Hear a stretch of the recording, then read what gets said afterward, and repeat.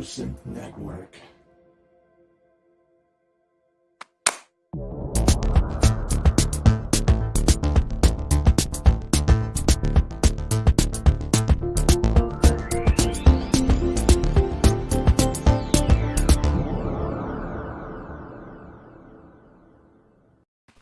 Hello, welcome. It's another episode of the Pro Synth Network show. You're all very welcome if you're watching us live.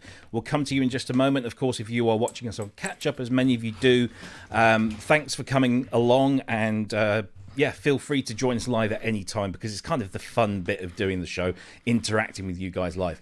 Anyway, I think it's episode 81. I can't remember. I can never remember. But we've got a great guest for you. We'll introduce you to him in just a moment. Before we do, let's go across to California, USA, and say hi to Cryss over there with his lovely little dog. How are you, sir? Yeah, doing well. It's been a great week, and been very fascinating getting to know Axel's work a little bit more. I didn't realize how much of his designs I had. I know, right? Isn't it? Well, I mean, I knew about the Moog 1, but I've got a KB37, the Micro Freak. I've had a Neo ventilator. I still have a Neo ventilator. And I lost track after that. I know there's one or two more pieces. So, yeah doing well over here. An amazing body of work, and we can't wait to talk about that. So, welcome, Cryss. Good to have you. Let's come back over the Atlantic to the north of England, to Mr. Ben Simpson, Mr. Crazy Face. That beard is getting longer, mate. Is this building for Christmas? You're muted, mate. Get a drink. Here we go. You're on mute. Oh, so professional. Sorry, but I'm like totally excited because Axel's on. It's Don't like use that excuse. I'm a big fan of his work, and like Cryss was saying, I think we've all got like something that he's been involved with in our studios, and it's going to be fascinating to talk to him. Yeah, the beard is for my part-time job over December. Yeah. Well, good to have you. Now that you got your microphone on, well done. Keep it that way. Before we introduce our guest for the week, can I just say a big thank you to Sasquatch for his donation there. That's much appreciated. Of course, now that we have YouTube partner status, we can accept these. So if you do feel you want to donate to the show, please feel free to use that service. And of course, you can also donate to us through the PayPal channel, which I'll show you in just a moment. So thank you for that, Sasquatch. Right. Without further ado, let's introduce our guest. This gentleman, as I said in the post on the Facebook group, has been responsible for a list of music technology equipment that is as long as both of your arms and probably all of your arms put together. It's staggering how much this gentleman has had a hand in terms of design and the user interface and the user experience. It's just stunning. So it is my great pleasure to introduce to you Mr. Axel Hartmann. Welcome. Welcome. How are you? Nice to be here in the show, Ben, and nice introduction. So many thanks for the good words. And where do we find you this evening? Where are you based, actually? I can't quite remember. Well, I'm actually based in the south of Germany, which is a small town called Ravensburg. Some people that have kids may be familiar with this name because it's the town of the board games and the puzzle games. Oh, yes. World famous games that are getting produced and made there and designed. And I'm in the moment not in Ravensburg. I'm traveling with a friend. I'm in my old hometown, I must say, and at the house of my friend's parents. So this is the Yamaha organ of his father and the accordion in the background. So I'm in the Saarland, in the world famous Saarland, in a town called Türkismühle, a very small village in the heart of Germany, like let's say 150 kilometers to the west of Frankfurt. Okay. This is where I am tonight. Yeah. Fantastic. Well, look, thank you ever so much for joining us. It's a great honour to have you on, and I think we've all got some questions that we want to throw to you. And before we do that, I just want to say that if any of our viewers have any questions that they'd like us to ask Axel, then please do put them in the chat and preface them with either @ProSynth Network or Synthient Sound or Ben Simpson, and so that we can see them. And if we miss them, put them in again, because this thing just shoots up the screen so fast, and once it gets to a point we can't go back too fast. So please do throw us the questions if you want to. Welcome to everyone that's in the chat room, to Kent, to Asio Head, Wagyu, Keith in Watford, Andrew Brooks is there, Future World Machines, Mr. Wiggly, who else, Ben Breslin, Dieter Volker, Manny Fernandez is there, Dr. Synth, Lanatronics, Synth Addict, Martin Taylor, Richard Gruel, the list goes on, Will Joseph, Eric Ribeiro. I will hopefully get to all of you at some point. Mr. Mike Metley, who's going to be a guest on in a few weeks' time. Dr. Mike Metley. Ken Lewis, I think we've said Wagyu. There's somebody Himalayan. I saw Himalayan. Native VS is there. Welcome, one and all. I could be here all night welcoming you, but you are all very, very welcome. And whilst I have you here, can I just ask you all, please subscribe and hit that bell if you haven't already. Please do like the video during the show, because apparently that makes the algorithm work even better for us. So if you haven't already, just click the like button under there. And if you don't like us, by all means, click the don't like button. But hopefully that's not the case. If you want to donate to the show, because we are completely funded by our viewers, and you have kept us going this far and far into the future at the moment, looking at the bank balance. But if you want to continue donating and help us get better and continue to do this, then you can always donate to us through the PayPal page. And there's the link on the screen. It's also down below in the video description. But of course, now that we have YouTube partner status, you can do that through the super chat and super sticker functions. They're all there. And if you want to follow us on social media, we're across all of those. Same handle, @ProSynth Network on Twitter, on Instagram, of course, on Facebook, and here on YouTube as well. I think that's all of the formalities out of the way. So let me just sort a few things out here. Right. So, like I said, if you've got a question for Axel, please do ask us in the chat. We will try and get to everyone's questions. I apologise in advance if we don't. So please don't hold it against us. But I know that Ben and Cryss have been doing frantic research over the last few days to get all clued up on our guest. I'll just kick things off, and then you guys just chip in as and when with this thing. So obviously, the first thing I want to know is your first synthesizer or design in the synthesizer world was around 1989, if I'm not mistaken. So you came out of design school or art school, I'm not entirely sure which, but what made you choose this path that you're on, that you've been on for the last 20 odd years?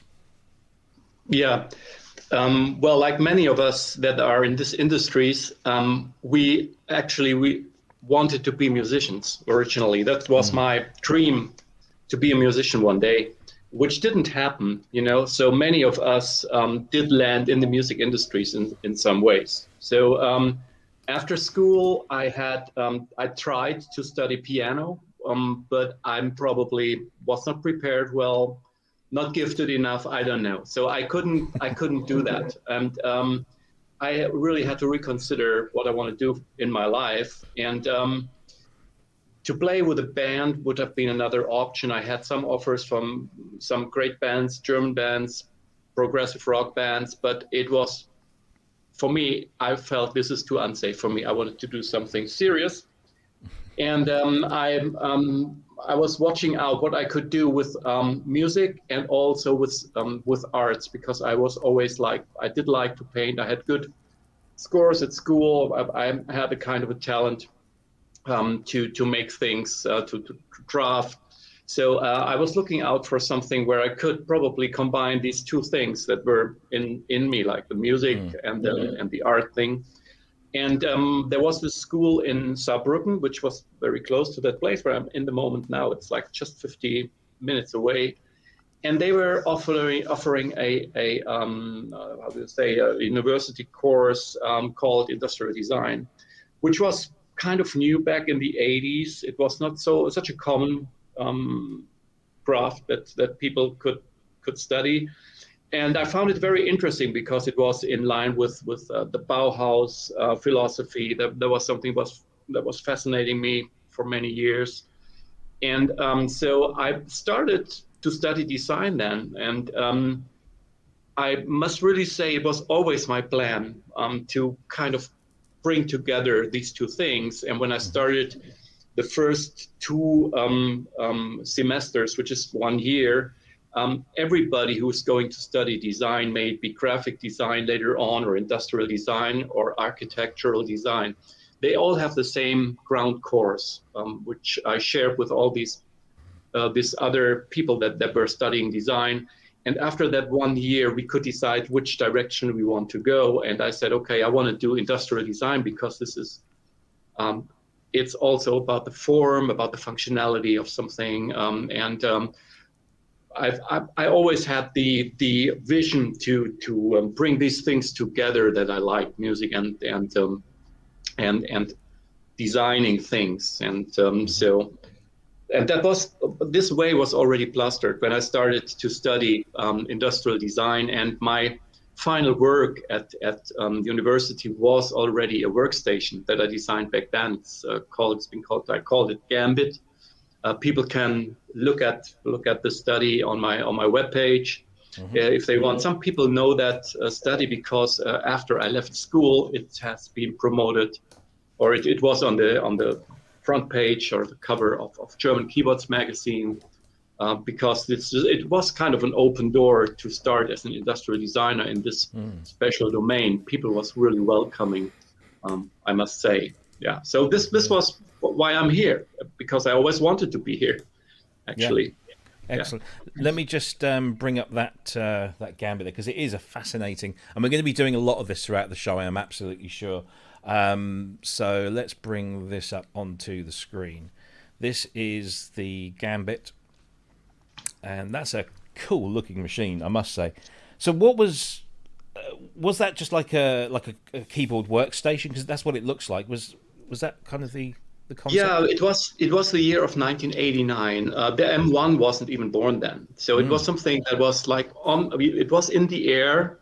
The Synclavier was there. We had a Fairlight system. So everything that was on the market back then that was like fascinating myself was to bring what keyboard players do, was coming so much close to what a studio really needed, you know. So it was very fascinating that people had the chance to create music at home in a very good quality, you know, through MIDI and through the upcoming MIDI sequencers, the software that was like coming up. And what you see on the screen of Gambit, it was just like I cut that out, I printed it and cut it out. It was from my Steinberg sequencer and from I don't even know the name. I don't remember the tools that I used back then, but those were just screenshots that I printed out and put them on top, or inside that monitor that I made there. And a lot of the ideas that are in there, you must remember it was 1989. There wasn't, I didn't see such a flat screen before.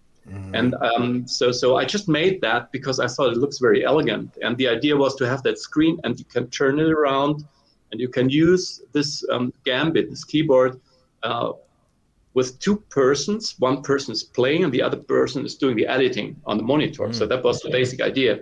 And the other thing was there was a CD burner on the very right that you can see, and it's also embedded in a way that you can it does reflect the CD, the circle. So that's all in there. So that was a workstation idea based on, well, like I said before, like on Synclavier or Fairlight, but in a modern way and made for people that want to use that at home or in a small studio environment. Yeah, and did that ever come into realized form, or was that just purely a concept? No, that was purely a concept. I built it by hand at school. So that's a typical way back then when you do your final work for diploma. You had to build a model of your design, and I made that by hand. I painted it, and I cut everything out and put the Letraset graphics on it. That was also a fun process to build that, and it never came alive.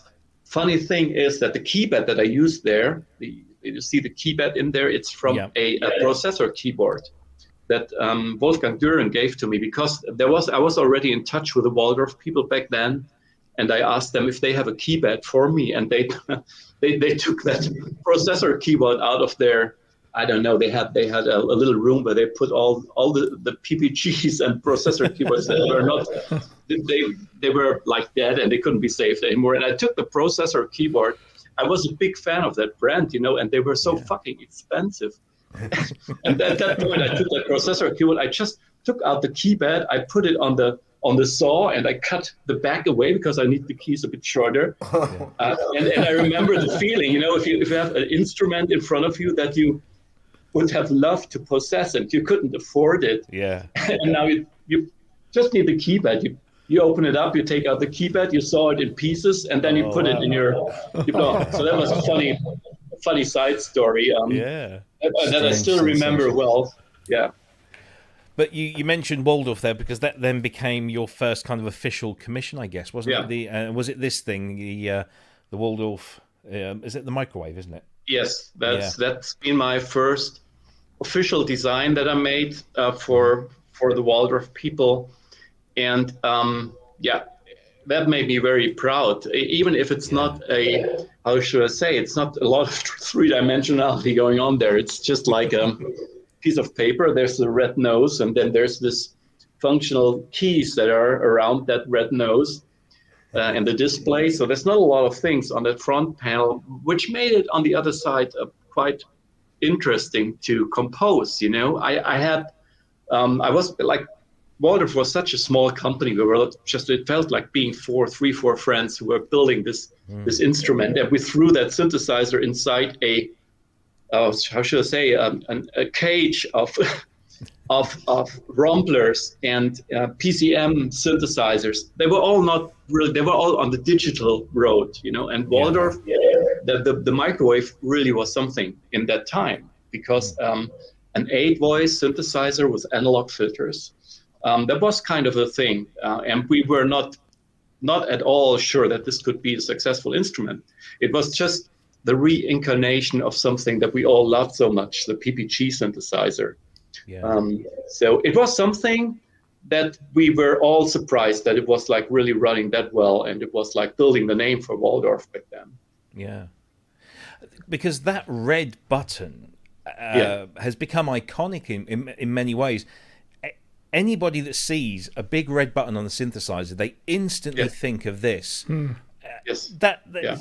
How does that feel to know that, especially it was one of your first commercial designs, that it's so recognized even now, over 20 years later, nearly 30 years later? It's is it very satisfying? Yeah, there was something that Wolfgang wanted. He said, Axel, give me something that is like recognizable when you it was still the time of MTV. People or bands were producing their videos. There was a lot of music in the television. And when you looked at the keyboard players, it's always been like a rack of 19-inch models. They were all black, and that's it. And he said, give me something that is recognizable. And I came to the idea to just put the red nose in the center of the instrument. It's sitting right there in the center. It's it could be cheesy, could have been a total fail on an instrument that is not good enough. But this mixture of the red dot in the center and this very serious synthesizer, the microwave one has an enormous cool sound. It's really powerful. That was a good mix, I think. And it gave Waldorf a very recognizable part of their DNA that was visible. You could see it on the screens. And that made me very proud when I was like, that was my first thing that came out. It was on the market directly. Some of the people that study design in the same course, they never brought something to birth, It was hard to get hired as a designer. That was the first thing. And then it was really hard to design something that's getting landed. You know, you can make a lot of designs, but if it doesn't get built and doesn't hit the earth, why should I do it? So this was also very cool that we really brought this to earth, that it came to earth, and that it was sitting in the racks. And when you look from the far, you see the red button or the red rotary knob. It was an encoder in the center of the instrument, and it made it recognizable. And that's been cool. Cool feeling. Definitely.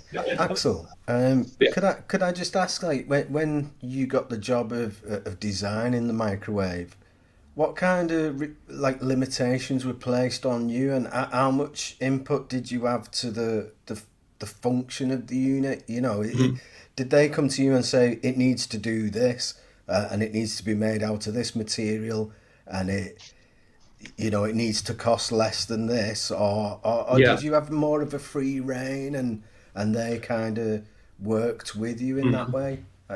It was in a way that when you build something, you always have certain limitations because you want to sell the product later on. So we don't have the option to really put in everything that we would want. That would always have wanted a bigger display or more knobs, more control, but that was not possible to make it in that price range. Then it's impossible to make it. So I was quite limited in what I could do. When we made the design, or when we created the user interface, I had a team of people. It was Wolfgang Düren himself. We had Claudius Brüse in there. Then there was the software guy, Andreas Busse. And we sat together and we were like discussing what could be a good way to interact with an instrument with not so many functions on the top of the user interface that the user can touch directly. So the microwave has just one rotary knob. So it's an encoder, which was something that Roland had back then, the alpha dial. You may remember that when you're old enough. So we stole that from them. We thought, well, that could be a good concept, and we added the grid, where you can. There's not too much functionality in that machine, and you could really, when you work with it a bit, you were really fast. I worked a lot with the microwave. I had it in a band context. I also made a lot of the sounds, the original sounds of the Microwave 1, and I demoed it at the Frankfurt show. So I was really part of the team and knew exactly what I wanted from this user interface, which are the points where I want to be really quick. They just require one push of the button, and then you're there. So that was something that was very important for me as a player, because I always saw myself not only as a designer, because I'm using these instruments myself. I still play in bands and in studio. I still make music, So that was something that I could bring to the company, to the team, and tell them as a player what I would want in the user interface to be prominent, things that could sit a bit more in the background, because because it has a limited number of functions on the front panel. Sure, there's some diving. You have to click 2-3 times, select something, dive in a bit deeper. So that's a very important, step when you design an instrument, to really think about how can the user dive into the instrument and doesn't get annoyed by certain functions that he cannot find that would be important to have them in front. So this was a real long process, a cool process that was so much fun, and I never did it in that complexity again. So that was just the microwave was well thought out. We took a lot of time to make this functions, to bring these few functions on the panel. Much more time than I would spend today on a much more complex user interface. I've got one. It was very successful in its operating modes. There's one over there. I love that grid system. It is really quick, and you look at it for a second, you think, oh, what's going? Oh yeah, I get it. Yeah, you haven't even got time to kind of ask yourself the question of how it works. You kind of suss it out as you look at it. It's a really effective way of using it. I was going to ask as well, but before I go back to Robbie, sorry. out of all the synths that you've designed, don't want to jump too far forward, but which is, you know, if you had to like do like a top 3, what would what would they be? Pick your favorite children. Yeah. Oh, that's very difficult because there's so many synths that I really like, and they all have their special thing. You know, it's for me. I'm sometimes I wonder that I still like to do that because I've seen so many synths sitting in front of my virtual eye, and in KeyShot, the software that I use. But I still love that process, and I think I wouldn't really want to make a kind of a, how you say, number 1, 2, 3. Yeah. There's some synthesizers where I'm very proud of because they were like really doing something for the brand. One of them is the Moog Little Fatty. Yeah. I think that's a good design because it has the Moog DNA, but it also has something new.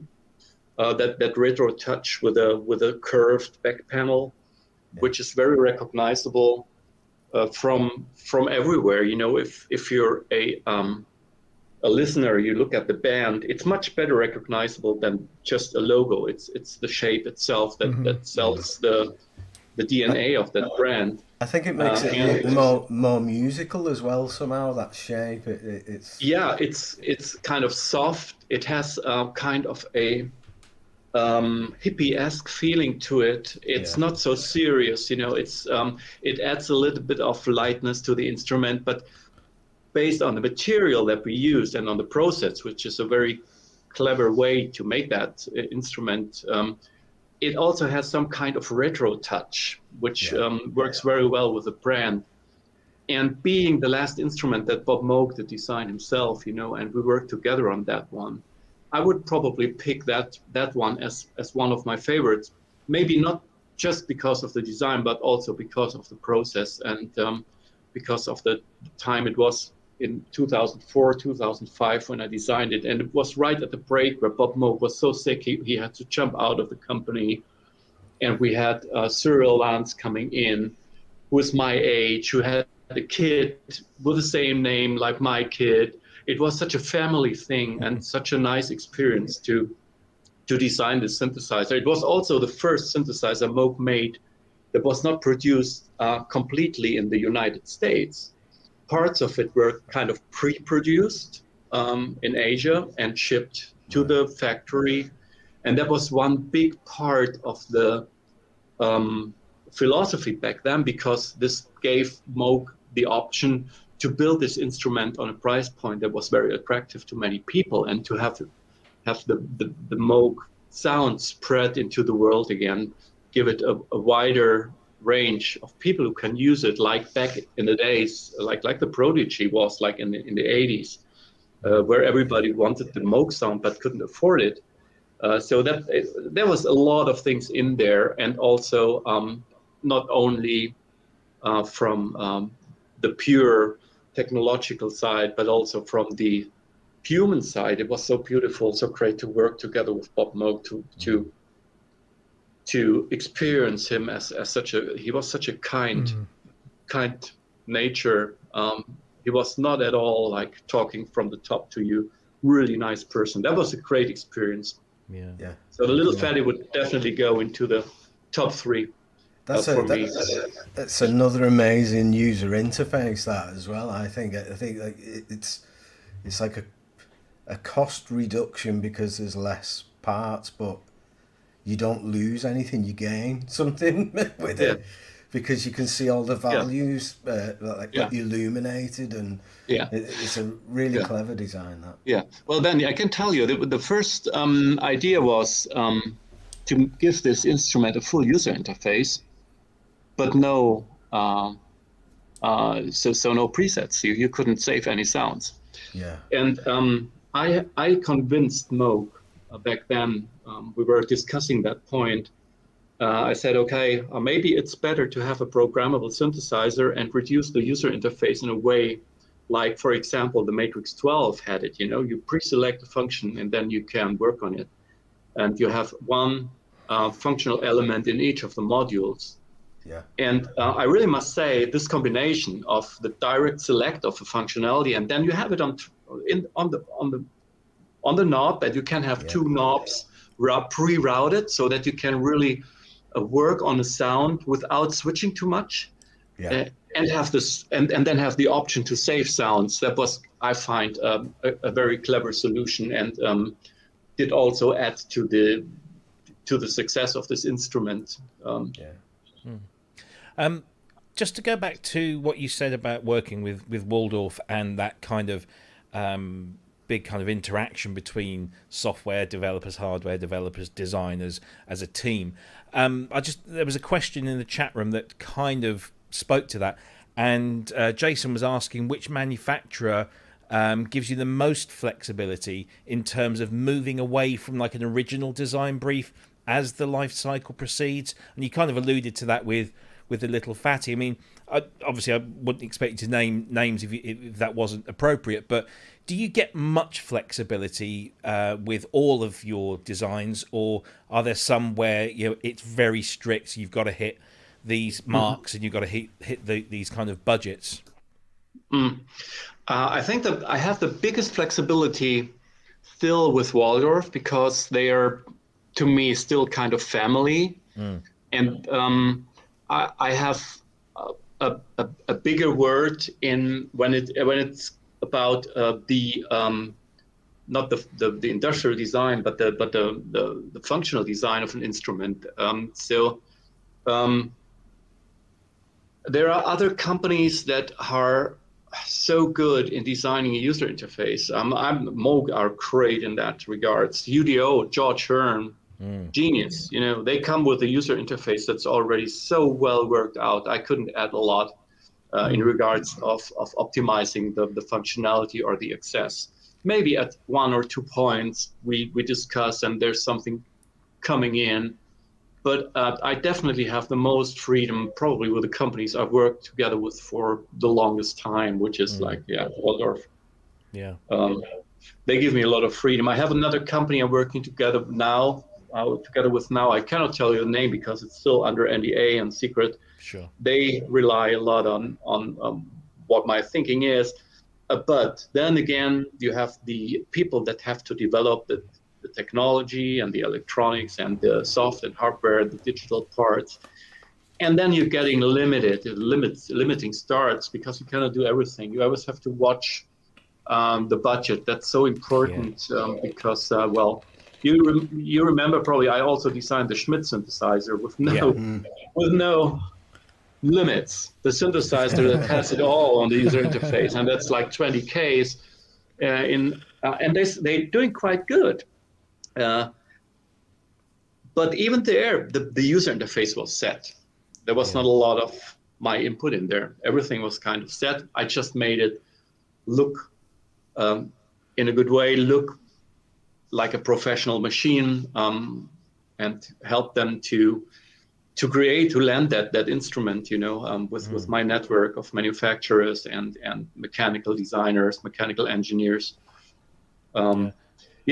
Well, Waldorf, I can say they're probably the ones that let me run totally free. Sure. Where I have the chance with Rolf Wurman, who's there, top. I would say he's the guy who really designs all the electronics and digital parts, who's programming the DSP.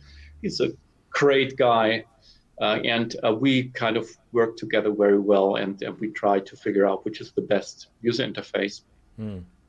Yeah. I don't think it's any coincidence that some of the best looking designs that you've done have been ones where they've given you more control over it. I just think some of your designs with Waldorf are absolutely gorgeous.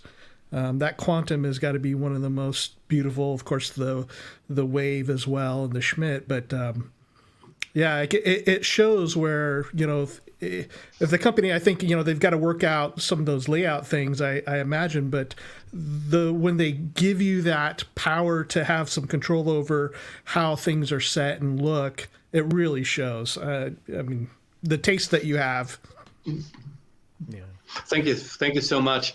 Well, this is the reason why I sometimes try to step out of these or try to jump out of these chains that are binding my creativity. When I designed the Neuron back then in the 2000s, that was my synthesizer and nobody told me what to do. I don't want to say it was a big success, but that was my user interface idea, the idea of to create a synthesizer that totally wears my personal vision of how a user interface could look back in the 2000s on top of that technology. There's Studio Logic, where we brought the Blofeld, the Waldorf Blofeld, into a new shape, when we took the Blofeld engine and put it into their Sledge synthesizer. And this user interface, that was also something I had to design, not only the aesthetics, but also the workflow and the way the modules are set up, which I then took later on and put it into the 20, which is a totally different story. But these are the synthesizers where I had a lot of influence on the user interface. So you mentioned... go ahead. Sorry, Cryss. Go ahead. I was going to... So Kent Spong had asked, and just in line with how you do your design work, the back and forth between companies. So he asked, how do you stay focused during a big project? Is there a special technique or process that you use as you're going through that design work? Yes and no. When I do a design for an instrument, it's always, we always work out the business part first. And in that business part, I always try to deliver my client in a first step, kind of a selection of designs that are, they show quite a variety of different ways how you could make that instrument. And usually our clients, they pick one design that they like most, and then we start working in detail, making it perfect in several steps. So this means I'm always very focused and we don't lose the red band when we design the instrument, because we start with a variety. We focus on one design. Sometimes one design is the favorite, but they want some things from the other design in there, and we combine and we perfect it. It's like building a pyramid. You have the foundation, and in the end you have the pinnacle. This is the thing that really will go into production. I never lose track on that. I must say that's an important part of my business and of my profession, that you don't lose track. And I always try to take the clients, my clients, with me, and we try to make the instrument something that is our baby. It's not just my baby. A lot of the good and cool input is coming from my clients. They're also players, and they know their technology. They know how their instruments have to look. So it's always a cooperation. But then I really can say we never lose track. That's cool. Before we move on to more questions, just want to say a big thank you to Wagyu for your donation. He says the Schmidt has no limits. Axel obviously hasn't seen Kent's anaglyph yet, which we featured last week. I've seen Kent's anaglyph, and as soon as it's sitting on the table, I'm going to make a design with Kent together. There you go. So you know that this Schmidt synthesizer, when I came into the game, Stefan Schmidt, he designed the synthesizer. Yeah, so they brought me to his house, and the synthesizer was lying on the table. It was ready. It was finished. It was working. Mm-hmm. And and Kent, you got to prove that your concept is working. It's okay, but make the boards, make the technology inside, make it a working synthesizer, and then you definitely blow the Schmidt doors away. I'm quite sure, because that's something. I know your designs, Kent. Maybe you're watching. I don't know. Yeah, he's but I've seen the synthesizer, and it's beautiful, and I know what Kent can do. And when you're at the point where this thing is going to get into some state where you want to produce it and work on it, I would be gladly helping you, and you could make a synthesizer that's more complex than the Schmidt then. Excellent. Well, there you go. You heard it here first. The collaboration between Axel and Kent. I actually was speaking to Kent the other day, and he said after last week's show, he and the comments and us talking about it, it's motivated him even more, and he started to do. He started to get in touch with various people to make bits, and so yeah. Hopefully, we'll hear more from Kent as that project progresses. Also, I just want to say thank you to Ben as well for Wagyu's Red Knob Fund. Another donation there. Thank you very much indeed. All of those are incredibly welcome. Thank you. I just want to kind of circle back because you mentioned the Neuron, and I think that's an object of desire for many of us. I mean, it's just to look at, it's a beautiful thing. And you mentioned how this was your interface, 100%, everything was you. Do you, first of all, can you explain what your process was behind this, what motivated you to do this? And secondly, will we ever see anything like this from you again? But, let's start with, how this all kind of came about. Let me see. I have a little problem here. Let me see. I'll put that out. Schließen. Yeah, there I am again. Sorry, excellent. There was something coming up here. It's a PC, So what was the question again?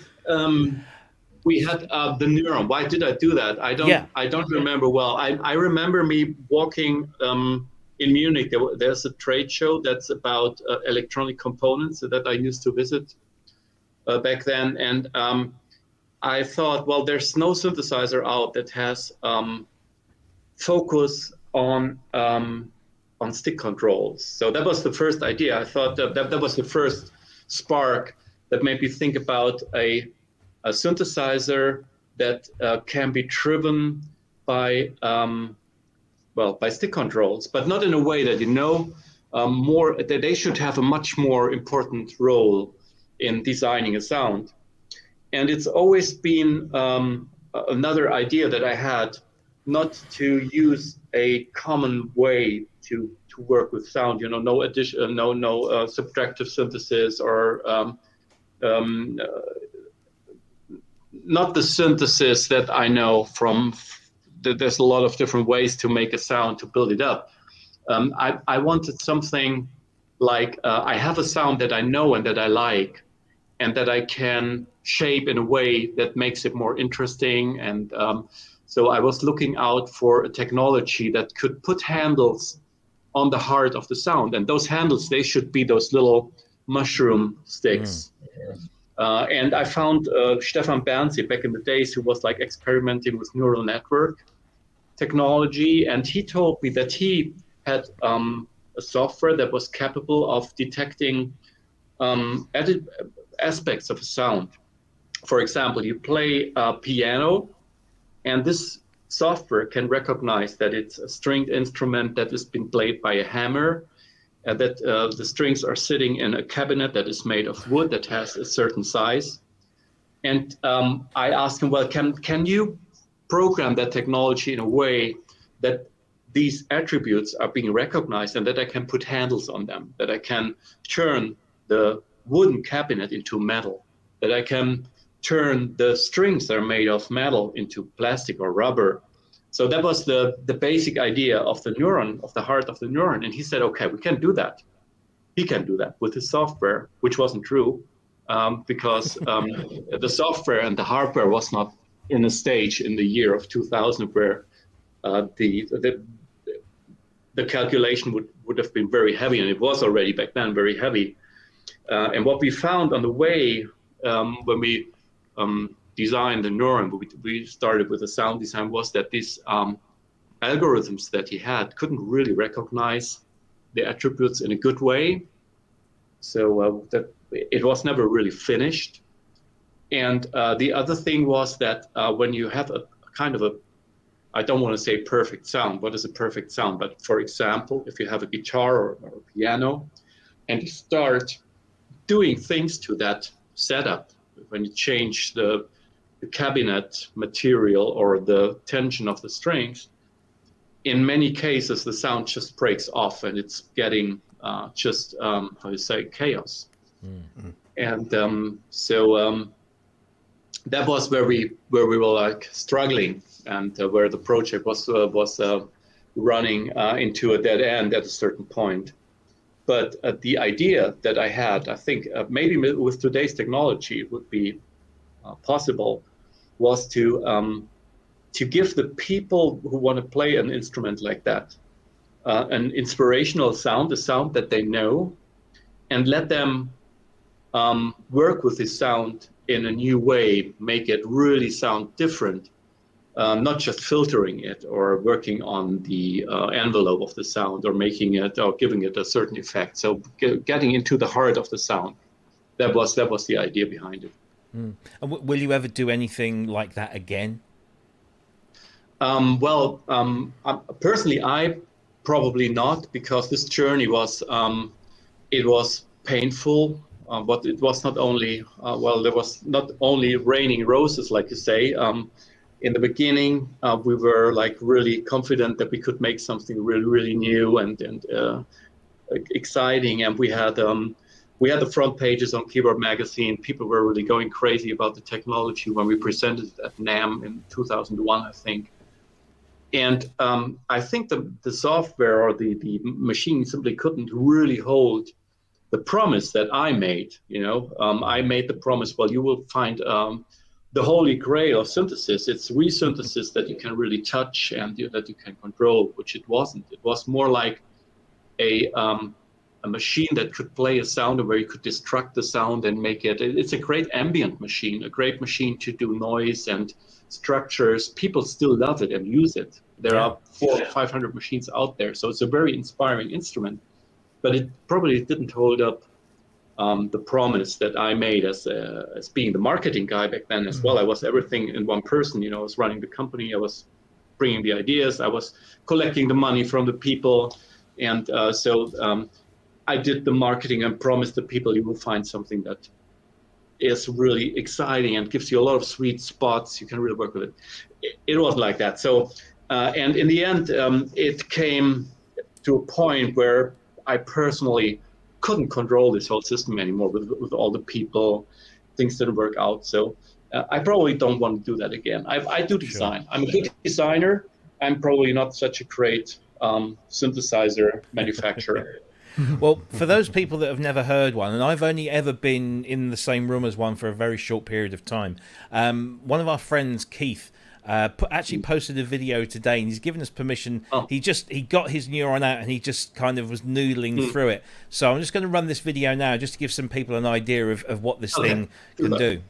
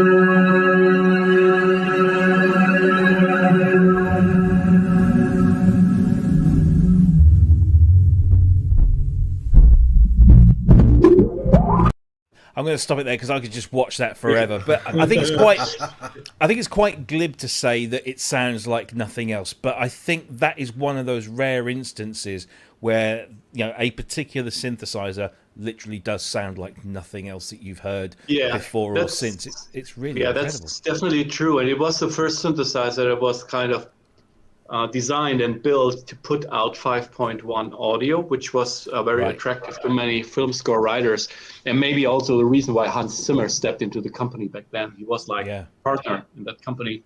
And I remember that I also sent the machine to David Sylvian. I'm a big David Sylvian fan, and he used it on his record and was like really open to that technology and to the way the synthesizer was really performing and sounding.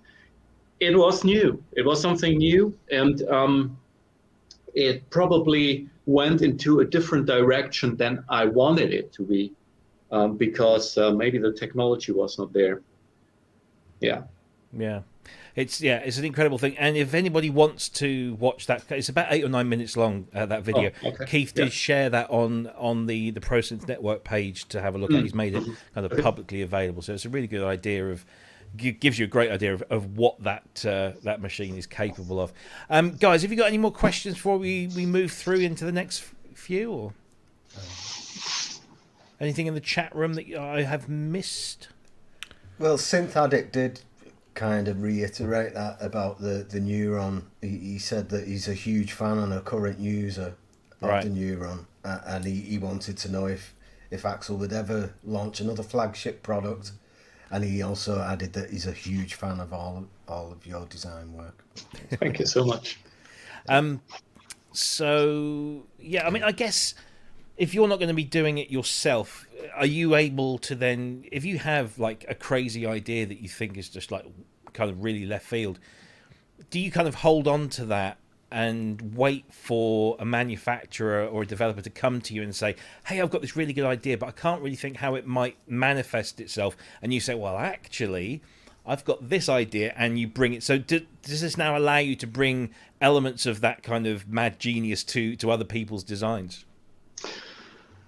That's something I did in the past. I remember when I designed the Andromeda for Alesis, I brought an idea to them that I was carrying with me for many years before. It was a controller idea.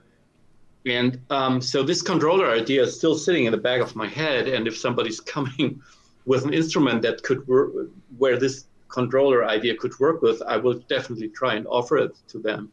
So this is something that's always, there's always ideas and visions coming up. And I'm so lucky that I have so many good, cool clients. And sometimes there's something coming up where I can throw in something that is uncommon. If you look at the Microfreak, this keybed, that was something that we developed together. I think it was actually based on an idea that I had to make it, to give it a feel of the easel, give it an approach that was different than what you would usually find in an instrument like that with shitty mini keys or so on. But with Arturia, it's always a pleasure to work as well, because they have a very creative R&D team, and there's a lot to expect from them, I can tell you, in the future. They are creative people, and they are also a company that's kind of open for ideas, not only design ideas, also for how could something be set up that it's working in a different way, that it has a certain approach that's not so much in line with what you usually find on the market. I'm sure Ben and Rob will want to come back to Arturia, but I wanted to hit on the the Alesis Andromeda for a moment, because I found that one of your most intriguing designs in the way that you have kind of a centralized knob, and then the way that everything is arranged around it. I'm wondering if you could talk about what went into that design, because that's pretty different than what we usually see on synthesizers and layouts and fairly, straight line kind of things. And I thought that was always one of the most fascinating elements of the Andromeda. Yeah, I can tell you that many people hated it when it came out like that, because it seems like synth players sometimes are very structured people, and they like straight lines, and they want everything to sit in a grid. What I learned when I studied design, and also when I was playing instruments, is that muscle memory is something very important when you want to run an instrument fluently. And also my first experience that I had with Stevie Wonder back then, with Waldorf, people that really live with an instrument, they just want to grab somewhere and they just get the right function. And arranging functions in that way, like a stellar thing, a center function, is visually very strong, statement. So you instantly recognize where's the center of the oscillator, where's the center of the filter, rather than reading, cutoff is here. This is something what I always see on and I have to criticize on the Dave Smith instruments. They're so beautiful, super nice instruments. And now they're getting better, but the past synthesizers, they always had you really had to read where is the cutoff. The most important functions on an instrument should be prominent and should be easy to recognize and to find. And that was the reason why I came to that idea that I usually wanted to sell to Waldorf, but they didn't want it. I can tell you that was the thing that I wanted not to sell to Waldorf. It was like, they said, that's probably too much. And I was having that idea, and I brought it into one of the designs that I offered to Alesis back then. They also had their 3 or 4 different designs that I offered them for their synthesizer. And they were just crazy about that idea. They recognized the power that it has. Mm-hmm. And it makes me a bit proud that Modal, for example, they picked the same idea. It's based on this. It's to have a central function and have the functions that are not so important, the sub-functions are arranged around it. And that was the basic idea. And that gave the Andromeda that special look, and also the name. The name was never meant to be Andromeda. They wanted to call it A6 because they made this ASIC for it. But the Andromeda, I think, came when they saw the interface and they thought it looks like little galaxies. What's on the user interface there? And like I said, there's many people that hate me for that design that say, what's that? So, sorry. Well, if I can sort of add something to that, I was looking through your resume and I noticed, obviously I knew the Andromeda was on your list of projects. Mm-hmm. I don't know if you can see it down there, an Alesis Fusion, which obviously came out a few years later. Yeah. And I wanted to know if you were the one that I could shout at for the user interface on that, but thankfully not. No. I mean, when you look at, you've done this project for Alesis, you've created this pretty iconic synthesizer with a very unique interface that, as you said, a lot of people maybe didn't like, but a lot of people really went for it. And then you see the company move on and they have another design that maybe isn't quite as good, Fusion. Are you slightly sad and wish that you kind of been given that contract as well? Yes, absolutely. Not only because of the money that I get out of a contract, my work, but the Fusion was designed by a really good designer, a great industrial designer. I think the Fusion was developed in a time when Alesis was already on its way down, and they had this designer who was really good in designing a lot of things, but he's probably not a musician. I don't know. I think, and this is probably why I'm sitting here and why so many people use my services, which is wonderful, is because I understand how a musician works with the instrument. Yeah. And I also understand the aesthetics of a synthesizer can be different of what you would like to find in a stereo or you would find in any other home electronics thing that is kind of looking cool and Porsche and is kind of a design statement, but it doesn't work for the synthesizer player. Sometimes you need to make a design that's kind of ugly cool, that transports the coolness of technology, and that's sometimes not in line with the aesthetics that a usual designer would bring to an instrument, I think. That's probably the reason why you need to be a musician to make an interface right. You need to have a deep understanding of what's going on and what plays with the people that are your customers, I'm still a customer. I still see instruments on the market that I didn't design, but they speak to me and I want to possess them and play them. Nord, for example, they never used my services, and I love Nord instruments. And they're not they are really not a design attitude. You know, they don't have a design attitude. They're just tools. Yeah. And that's beautiful, I think. Yeah, because I was going to ask you, what are your favourite designs that aren't your designs? Is there a particular instrument that you go, oh, I wish I'd done that. I wish I'd been able. I wish that was mine. Do you have particular favourites? And if so, what are they? Yeah, the Yamaha CP30 from the 80s. Yeah. I don't know why, but I love that design so much. It was kind of so cool. I was always digging in their designs, I must say, until a certain point when they started, or where everybody started to expand, how you say, their win. You know, when they optimize the processes in a way that makes the materials not better. You know, the switches they turn bad, things like that. I love that design, the CP30, even if it's probably. Maybe it's a romantic thing because I wanted to own an instrument like that back in the days. I love the Rhodes, and I'm proud to be the designer of the new Rhodes instrument. Yeah. That's something, you know. This was my first, I think my first instrument that my grandfather bought for me that I could use in a band. No, it was the Yamaha YC 25D organ, which I also love a lot. Oh, yeah. I love that design as well, the red one. You remember that? Very sporty and flat. Yeah. There are several designs out there I wish I had worked on or had the chance to work on.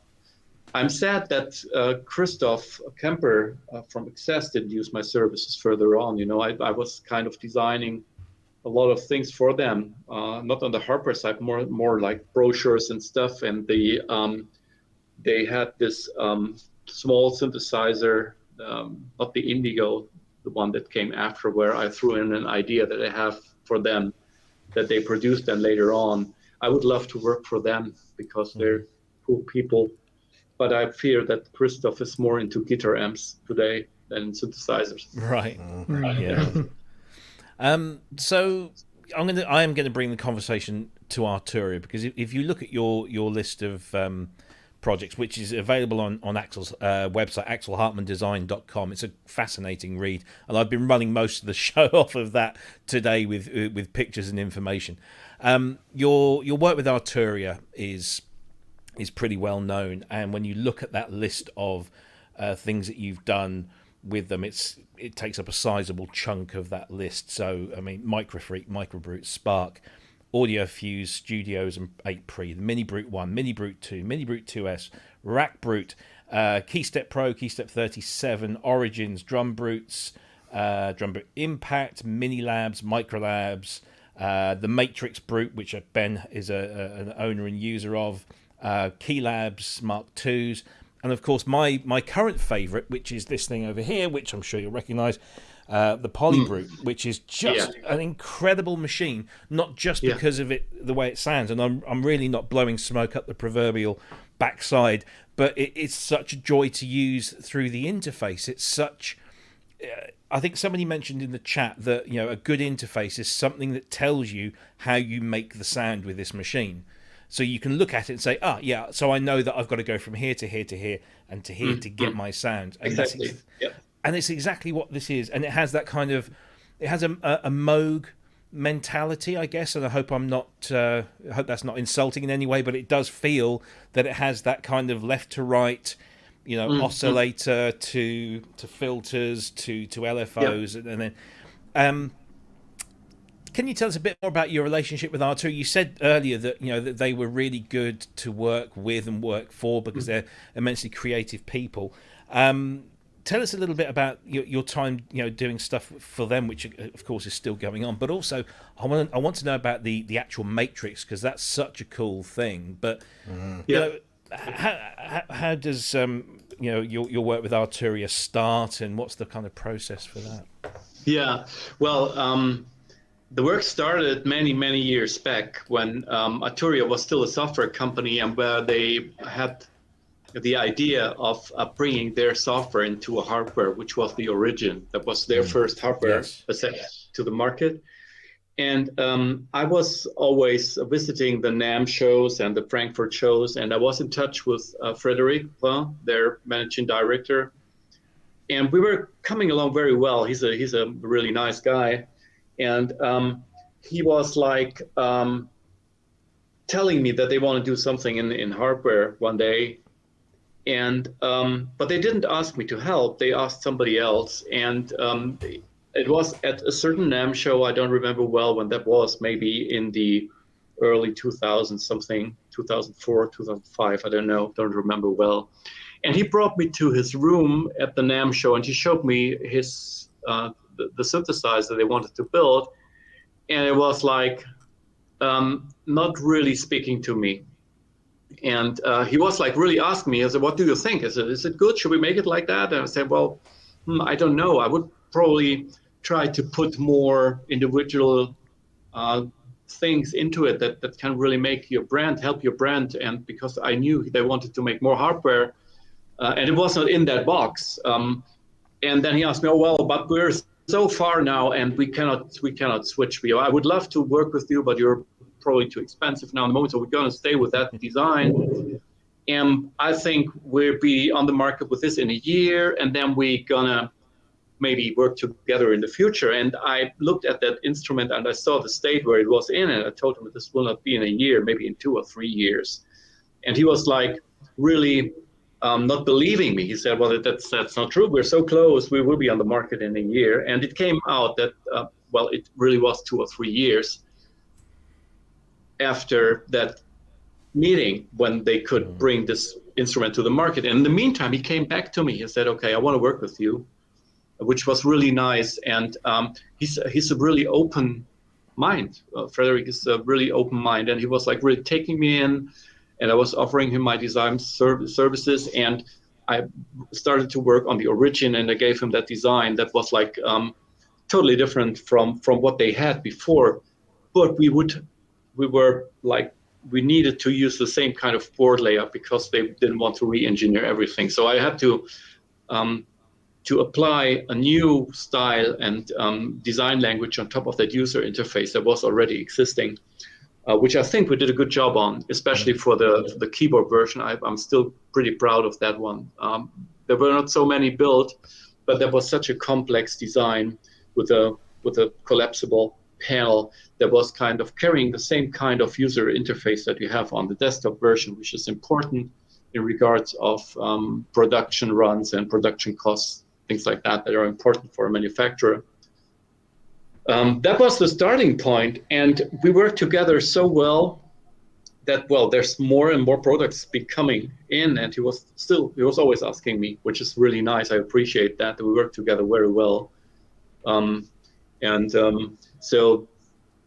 And they really want to expand their company. You know, Frederic is like that. He wanted to really always expand, make the company bigger, grow it. And from the time when I started, they were probably like 10 people or so, and they're now over 100 people as far as I know. Yeah. So they really grew, and I'm glad that I'm still part of their company. Working as a designer is always so close to the team and to the leader of the company. Just remember Steve Jobs and Steve Wozniak. Yeah, no, not Wozniak. I mean the industrial designer, Jonathan Ivey. Oh yeah. Ivey, yeah. And before Jonathan Ivey went in, it was Frog Design, a German company, a great design company, my big hero back then. So the combination of somebody who has a vision and has the technology behind him and the designer who has the skills to really work together well in that domain is something really powerful. And I think this is what Frederic also recognized in our cooperation. And as I can only say, it's a great cooperation. It's fun to work with them, even if it's sometimes hard. It's always like for the product.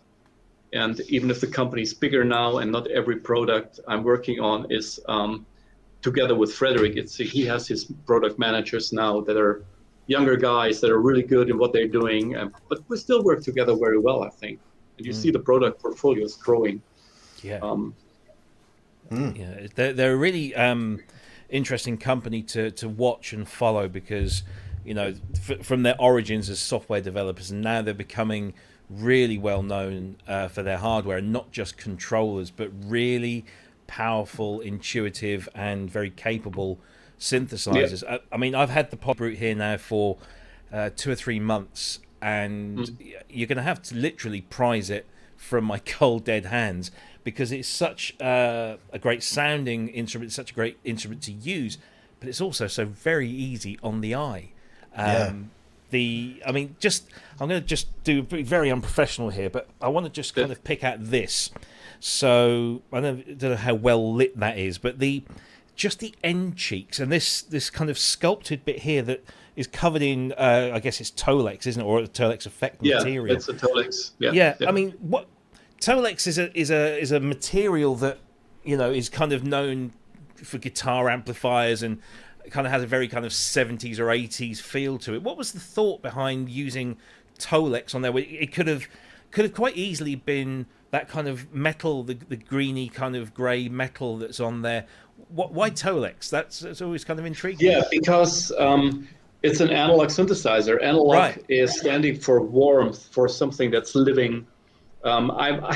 We're having Dirk Matten in Germany. He's a cool guy. He used to run the synthesizer Studio Bonn, and he was one of my heroes as well back in the days. And he says always, it was his saying that analog synthesizer needs wood because it makes it sound warmer, which is a joke, you know. But I promise, when I designed the Schmidt, I didn't want wood there. But in the end, they were asking me to make a huge chunk of wood around it, because this is something that people, when they buy analog, they want wood. Okay, they can have wood. And so, but for Arturia, we wanted to have something that's have a little bit of an edge, you know, not just the wooden end caps. And we came to the idea, because this instrument is building up a bit high. Everybody likes instruments that have more like a flat shape. And it's one of the biggest challenges as an industrial designer who's designing keyboards, that you sometimes have to hide the actual height that you need inside to put the analog technology in there. And it's a good trick to work with a design of the end cheeks to kind of split them off, give them a certain kind of shape or material setup. The trick that I first applied to the Wave, which is really a beast, the Waldorf Wave, it's really thick. And I hated the side view with when you put one piece of wood to it. So we really tried to structure it, and it's the kind of the same story with a matrix brute, and also with a polybrute. They kind of wear almost the same kind of side panels. Yeah, which is also important because it's now becoming part of their DNA, the Arturia DNA of their analog product line. Yeah. Was there a reason, and I know a lot of people have asked this, but was there a reason why the Polybrute's panel didn't tilt up? Was it purely because it contains too much stuff in there? Because you know, the Matrix Brute is a beautiful thing when you have that panel up, and Ben will attest. You know. Yeah. What was it? Was there a reason?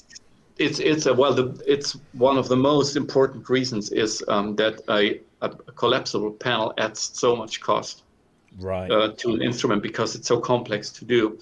And then on the other hand, the user interface is almost the same kind of complexity that you have on the Matrix Brute. But the Matrix Brute is a monophonic synthesizer, and the Polybrute has 8 times the technology that is inside the instrument. And still, it's, I don't want to say cheap, it's very affordable. And so this is an offer I think that we made because the budget would have been burst. Sure. The other way. It's still very, very affordable. I really find if you look at the quality of the technology and what's in there, it's much too cheap. If you would offer something that complex in any other market, it would be much more expensive, I think. Yeah. It really is a fantastic. That's one thing that struck me about the Matrix Brute when I got that. It just seems like such a high-end instrument. It's like, I'll be honest, I didn't even plan on getting a Matrix Brute. I swapped a V-Synth XT for it on a bit of a whim.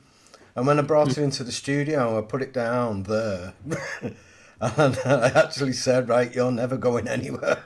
Because I just fell in love with it instantly. It was like, I love this. This is never leaving the studio. And then when I started using it, it just went even better. Yeah. I love the way that it all flows, and you've got this dead clear indication of, you know, with the orange and the green. Yeah. But the obviously the centerpiece of the whole thing is the Matrix, and that's I don't know where that came from, that idea. But that was not my idea. I just put it in. You know, they are that genius themselves. I must say, they had. I think there's been a team working on that. I can tell you that I had to stop working for Arturia for 2 years because I had some contract issues with another company I'm working for that didn't want to allow me to work for Arturia. So I didn't work for Arturia for 2 years. And when I came back into Arturia, when Fred was asking me if I want to work for them again, he showed me the Matrix Brute, and it was already finished from the layout, but it was not looking right. It was the same experience that I made when I stepped into the first time with the Origin.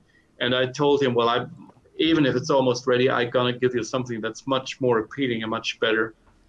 I tried my best, you know, really was convinced that we could do better. And he gave me that job, and I worked on the industrial design, the pure aesthetical design. Everything was there.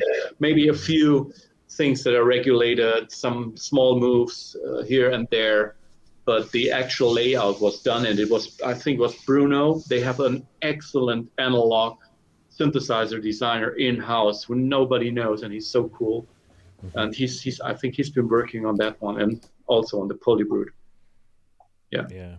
I mean, I'm a huge fan of these things, and the people in the chat room are saying, "Oh, you know," because I'm known for my love of digital and DX and FM and that kind of stuff. No, it's not taken me away from that. I love them both equally, but I have to say it was my first polyphonic analog synthesizer that I've had to spend a considerable amount of time with, and I'm actually in the middle of producing a kind of review video at the moment, so watch this space on the channel. But it really has connected to me in a way that surprised me. You know, I've had synthesizers in the past that have connected on one level. Maybe it's the sound, or maybe it's the control surfaces, you know, the ribbons and the bend, you know, the wheels, or the aftertouch. And this just connects literally on every level, whether it's the keyboard, whether it's the control surface, whether it's the sound, whether it's the connection with the application on the computer as well. Like, everything about it is just incredibly satisfying and instantly rewarding. And I'm lazy. I like to be satisfied very quickly. And it does this, and I'm seriously thinking about where I can put a Matrix Brute if I can afford to get one of those fairly soon. Guys, I don't want to be hogging Axel here. Have you got anything that you want to throw his way? I did just think of something then, and it's gone straight out my head. But I will ask. Will ask about the Dom. But before I do, Dom in the chat asked: is there anything manufacturers always try to skimp on that's a false economy? Also, do the manufacturers do much work with focus groups and testing designs before release?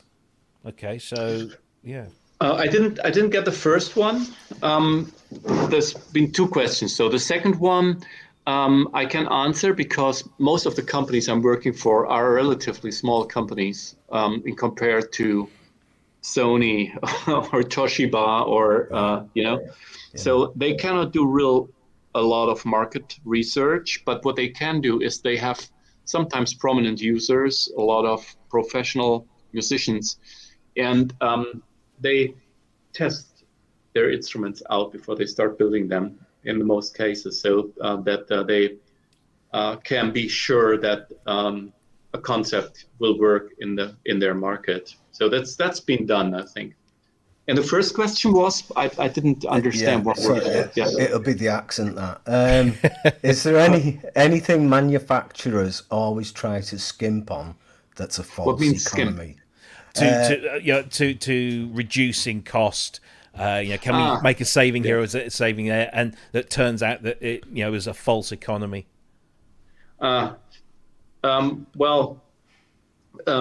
Cost is sure an important thing. If you do a good calculation as a keyboard manufacturer, it's important for the manufacturer, because if he doesn't do a proper calculation, he will be dumped in a short time. So they need to make a proper calculation. No manufacturer can do a calculation like Behringer can, because he's like buying in the components like a huge company, and the smaller companies can't. They never get the prices. So this is the reason why they really have so affordable synth on the market. Usually the companies I'm working for, they don't want to build cheap instruments, and they don't want to extend their wingspan as much as you would probably think. Most of the companies, especially Arturia, when you design an instrument and when you come to a point where you start calculating, you come to a number and you say, okay, this is the number we're have to sell this instrument for. And during the journey of developing the instrument, prices are raising. You find that you need this component here, that you cannot use that component there. You need another display. So the price of getting this done is like getting up. Yeah.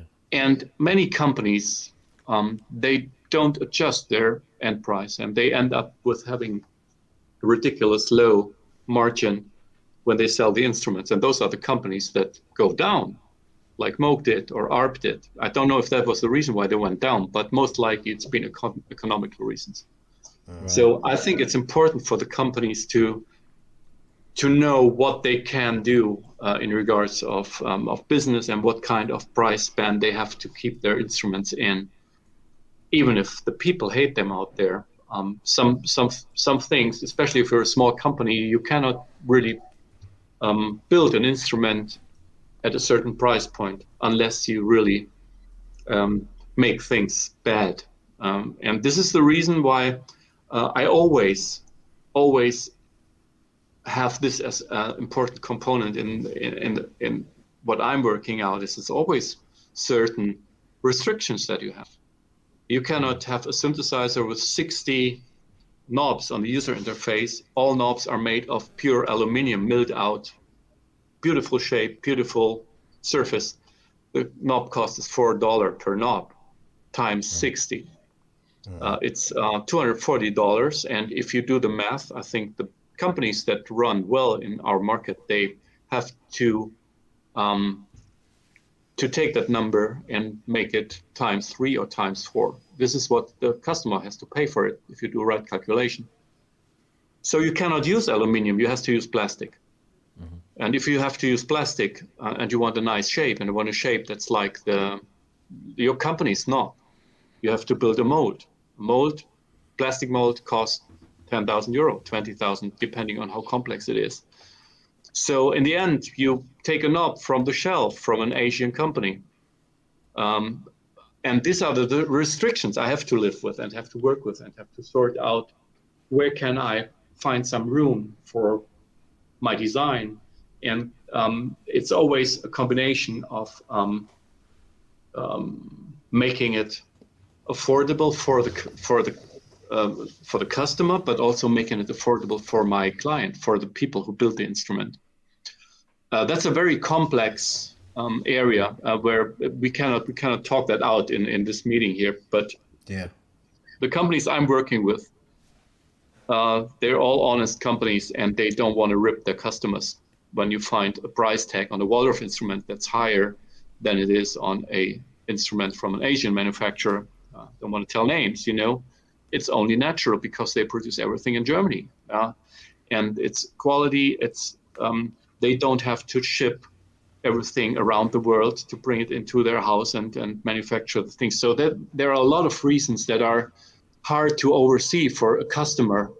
And I follow the discussions on Facebook, and I always read, why are they so expensive?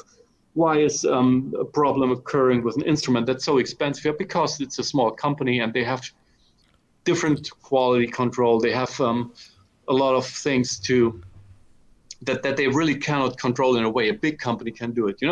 So these are all things that come together. Does that answer the question? I don't know. Maybe I misunderstood. Yeah. Okay. Absolutely. It's fascinating. Yeah. Axel, could I just as a synth player, I kind of discovered you in like, it was like, I like that synth. There's things similar on this synth to that synth somehow, and yet from a different company. And then I did a bit of research and discovered you, and then found out that like maybe 80% of the synths that I love the look of came from you. And Okay. and it's like what you do really like speaks to me personally, and it's happened a couple of other times with other designers, but where you go on like a down a rabbit hole, discovering all the things that you liked coming from this nice. one person. And I think that's really great. But I wondered, as a synth designer, like us that don't really understand it properly, probably only know of you. You're the rock and roll synth designer. You're the one that everybody knows, and we don't know any of the others. So who do you consider to be really, really good? And you look at their work and think, "Whoa, I wish I'd have done that. That's great." And also, before you answer that, the first Roland synth that I liked the design of for ages was the Phantom, and then I found out that you did that as well. Yeah. And it's that red strip at the back is just awesome. I just think that the whole thing looks great, and it's the only one I've been interested in years. Yeah, wonderful. Yeah, wonderful. I can tell you, I'm always a bit jealous, and it always makes me feel like a small guy when I look at the teenage engineering designs that they do. They're so strict and so reduced, and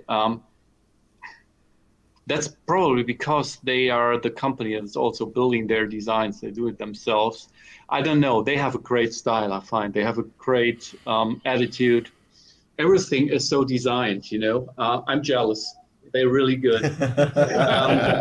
I don't know if I would bring a design like that to some of my clients, if they would even take that, or if they would say, are you crazy or what? I don't know. But I really like the design that they do, because there's a lot of Bauhaus in there. There's a lot of elements that I know from when I did things at Design Studio. It's so young and so strict and so clear and so radical. I wish I could do a design like that. But they're teenage engineer, and they have the genes that they're genius. I like their designs. I'm jealous. Yeah. Cryss, did you have something? Yeah, so we're getting on in the show. I'm thinking, like, what if we take a short break and do just a few of the topics, the most interesting ones, from our news, and then come back, because we got to talk about Moog 1, we got to talk about the new Fender, the new Rhodes, the new Rhodes. Yes, we'll talk about that. We got to talk about that. So maybe. Yeah, let's do it. Let's go through. I mean, there hasn't been, thankfully, I guess, a huge amount of news. We were going to talk about Logic Pro 10.7, which has just come out.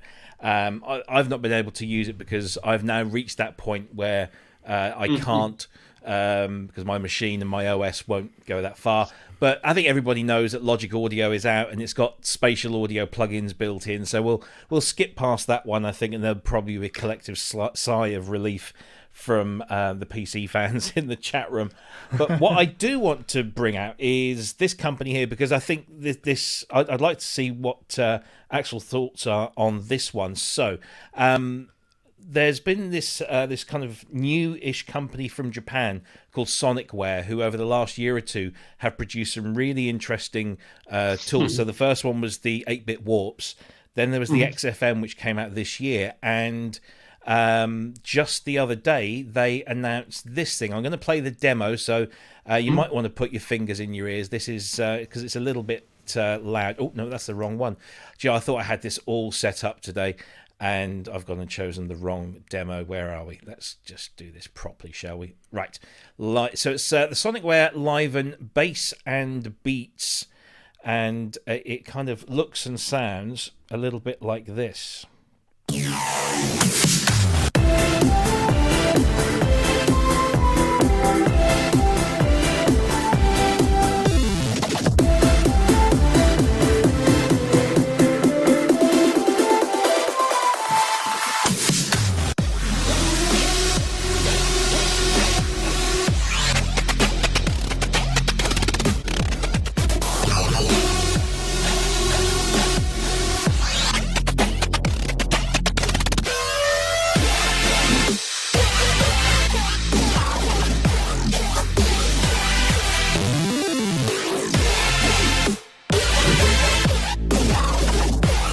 So I think we'll cut that short there because we're running short of time. But yeah, this is a really interesting addition. It's wavetables and beats, and it kind of has a very distinct function. Bass synthesizer and rhythm machine. It has quite a distinct sound.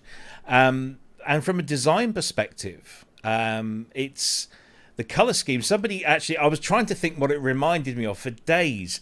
And then somebody mentioned in the Facebook group is that Ensoniq have called and they want the Fismo design back, because it does have that kind of purple and blue Fismo look about it. It looks a really cool thing.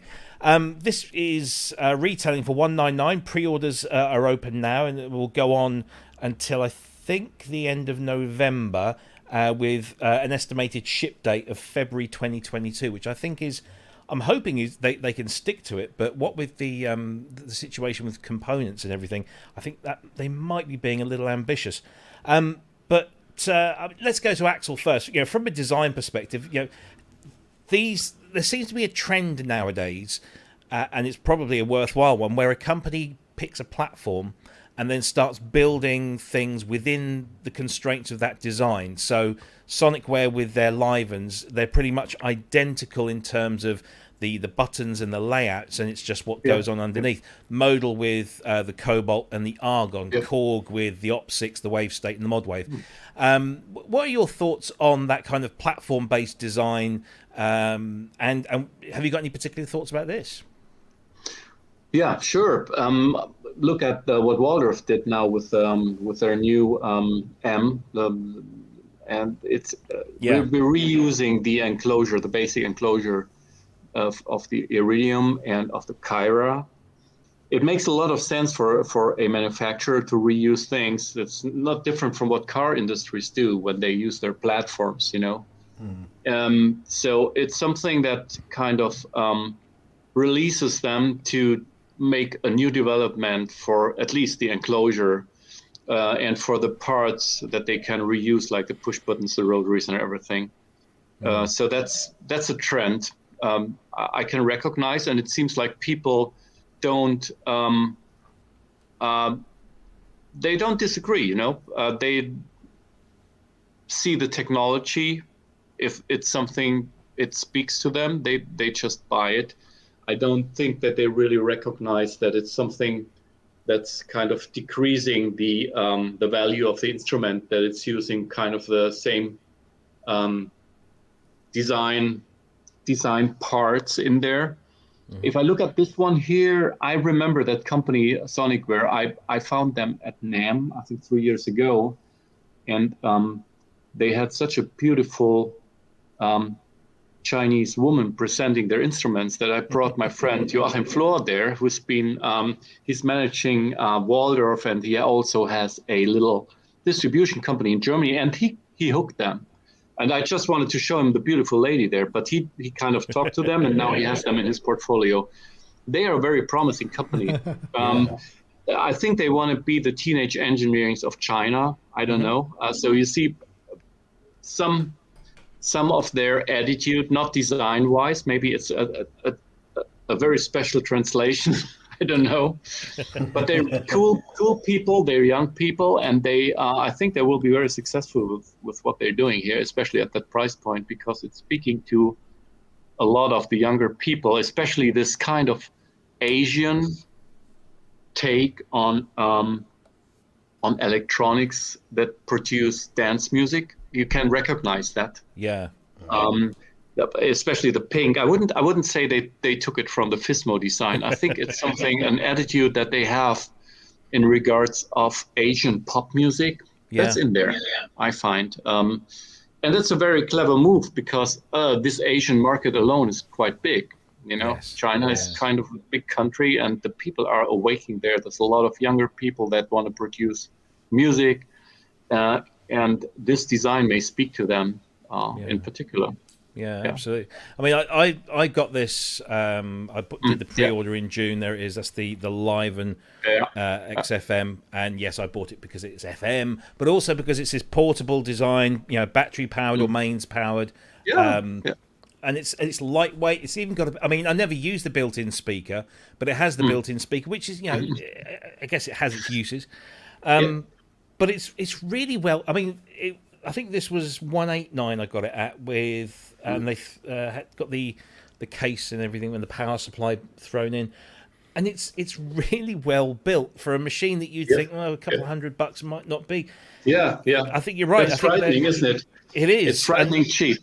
It really is. So if you look at the same thing in the car market, car industries, it's almost like, the Asian car companies are coming up now, and they sell cars on a price point. They could maybe sell them on a price point that was not possible for European, German, or American car makers.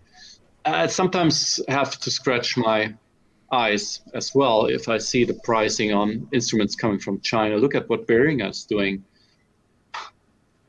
It's almost impossible, if you really want to compete with that pricing. It's impossible, and the quality is good. So I think what Japan was like 40 years back or 50 years back, this is China today, and they learned so much. They learn how important quality is, product quality, build quality. If you look at the Arturia instruments, touch the Polybrute that you have sitting to your left. It's a really well built instrument.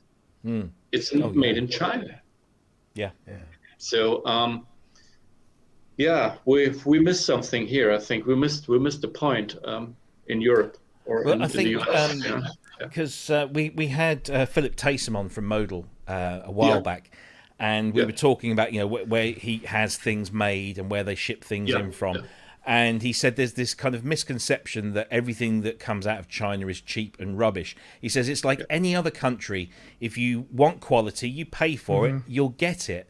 It doesn't matter whether it's China, Japan, Europe, US. If you pay for quality, you get quality. If you want it cheap, you get cheap. So I think they're definitely catching up. And you mentioned Behringer there, and that was another news topic of this week. And another synth that has kind of pink aspirations in there.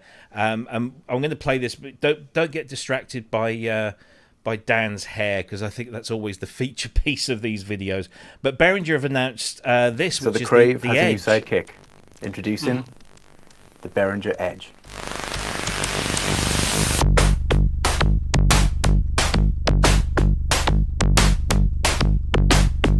So this is kind of an analog drum synth, I guess, and the obvious comparisons there are those with the Moog DFAM, I think, because I always get these things mixed up. Interesting. I mean, I was trying to compare the two. Actually, Ben sent me a picture. This is the obvious discussion that's going on at the moment. So if you look at these two things together. They don't look the same, but it's kind of if you move this over here and move that over there, it's pretty the much functions are the same, aren't they? Yeah, and the functions, and I guess I don't know. I've never heard the DFAM in isolation, so I wouldn't know if it's does the same thing sonically, but it certainly appears that way. And this is probably going to sell for like 150, 200. I don't know if they mentioned that. Again, like you say, it's the value is incredible. What are your thoughts, Axel, on and if you don't want to discuss this, I completely understand. But there is this sentiment that Behringer are producing things that are heavily influenced by or based on pre-existing or things from the past, and I mean, there was the obvious one with things like the key step, and what are your thoughts, if you want to share them, on that ethic? Because some people think it's unethical, some people think that it's just, it's plagiarism, but it's also imitation, and that sometimes that's the sincerest form of flattery. And what do you think? Well, that's I've been thinking about that for years. Where Behringer did that to many other instruments, mixing consoles, effect pedals. So it's Behringer. He's doing that now. He's doing synthesizers. So what are you expecting? He's doing the things that he builds. The instruments, they are good value for what you have to pay for them. And I cannot say anything bad about his synthesizers. The only thing is that, well, they are based, like you said, on an idea pool that has been raised in the past, and you could say, well, he's making profit on that now. But is a company who's like copying a Fender Stratocaster? Are they also evil, or is it just something that is good for the kids that cannot afford the real stuff? They can buy the copy and start playing on that, and one day they buy the real stuff. Well, it's sometimes it's I know Uli, we're not friends, we talked a lot, and I find he's a friendly person. He's not Mr. Evil or so. It's simply, I think this is his philosophy and his strategy to encounter the market. And he did buy a lot of the great brands, that. A lot of the brands that we loved when we were kids. He bought them because he made a good business model. And now he's having these great brands in his hands. And the people that develop these synthesizers, they are good engineers. They do a good job. And he can sell the stuff for cheap. So I don't know.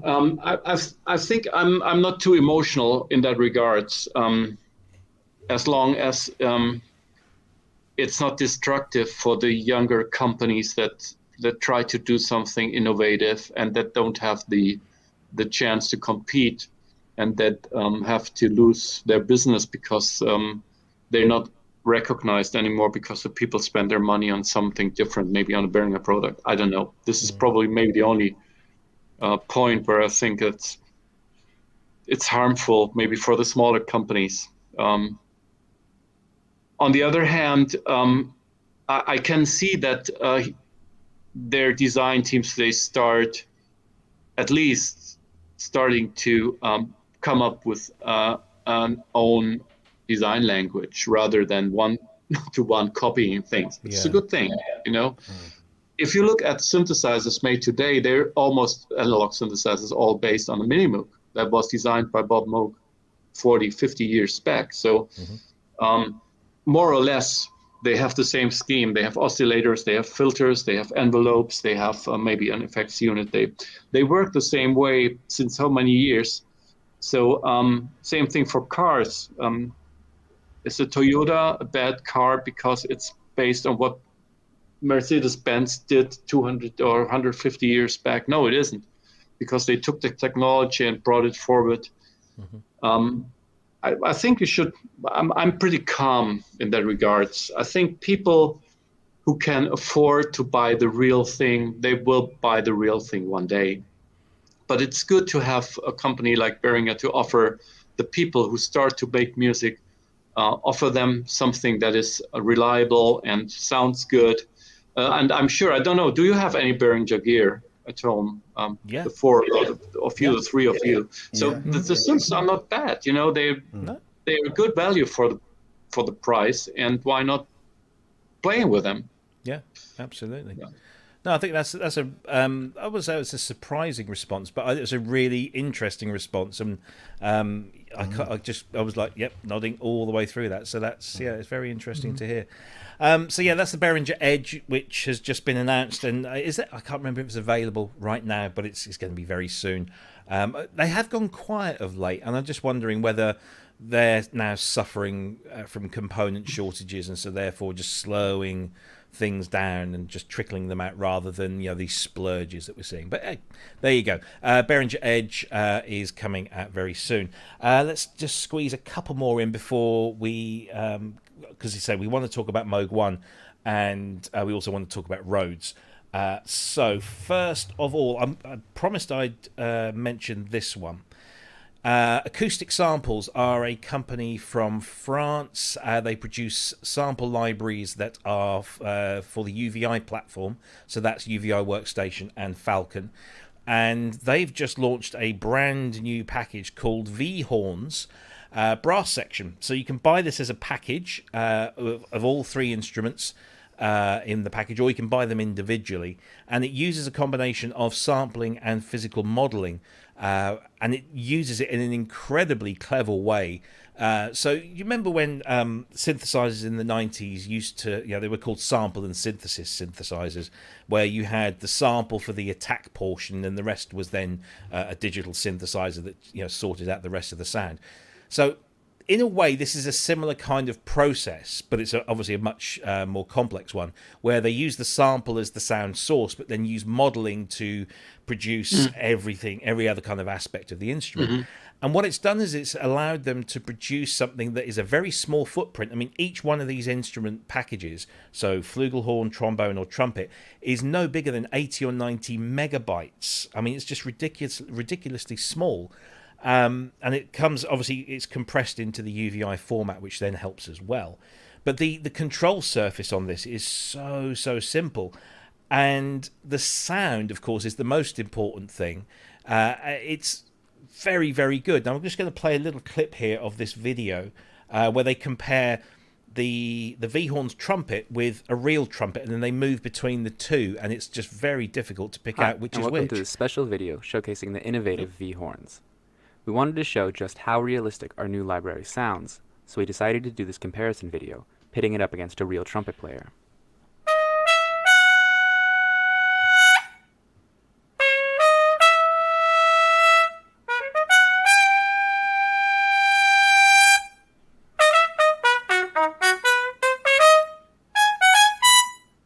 We had a real trumpet player come to our studio and record a few phrases. We then recreated these performances in MIDI using only note selection, airflow, pitch bend, and vibrato control. Since the trumpet player in this video is not the same as the one who did the sampling sessions, they have a different timbre, which we compensated for by adding EQ to match the sound, and then added a small, short reverb. Here's a performance of Autumn Leaves, alternating between VHorns and a real trumpet player.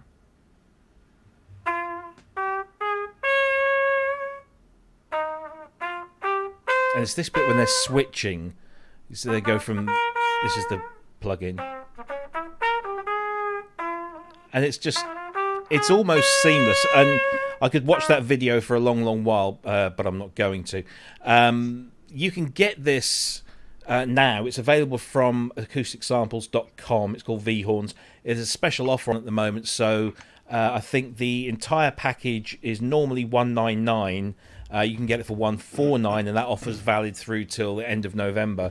And then each of the individual instruments are normally $99, but they're $79 as an introductory offer. And it is just so impressive. I've been playing with this for they sent it to me last night, and been playing around with it sort of lunch break and stuff. And I've written a review, which is up on failmuso.com. So if you want to know more about it, then please go along there. Shameless plug. But yeah, guys, I mean, Cryss, Ben, do you have any particular use for this kind of instrument? Obviously, Ben, you are an electronic musician, first and foremost. But outside of that, is this something you would use? How about you as well, Cryss? I mean, guys, tell me what you think.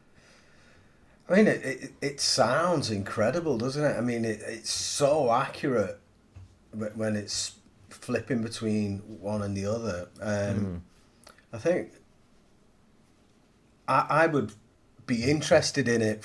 You know, if I got to do any more soundtrack work, I'd definitely be interested in it. Then there's not much call for it in what I would do. Well, I don't know. What about Hyperactive by Thomas Dolby? You know, there's trombone in there. It'll be good for that, yeah. But that, like my own music as well, I wouldn't really. I'm not a brass fan. You're not a real brass fan anyway. You know, it's you come from up north and you're not a brass fan. I mean, come on. I like a you have good entire brass band. communities. I like a good brass band. Like. How about you, Cryss? You have any leanings towards this one? Yeah, I like to combine acoustic and electronic instruments together in music a lot, and kind of have my hand at working at those other instruments. And I've done a lot of band arrangements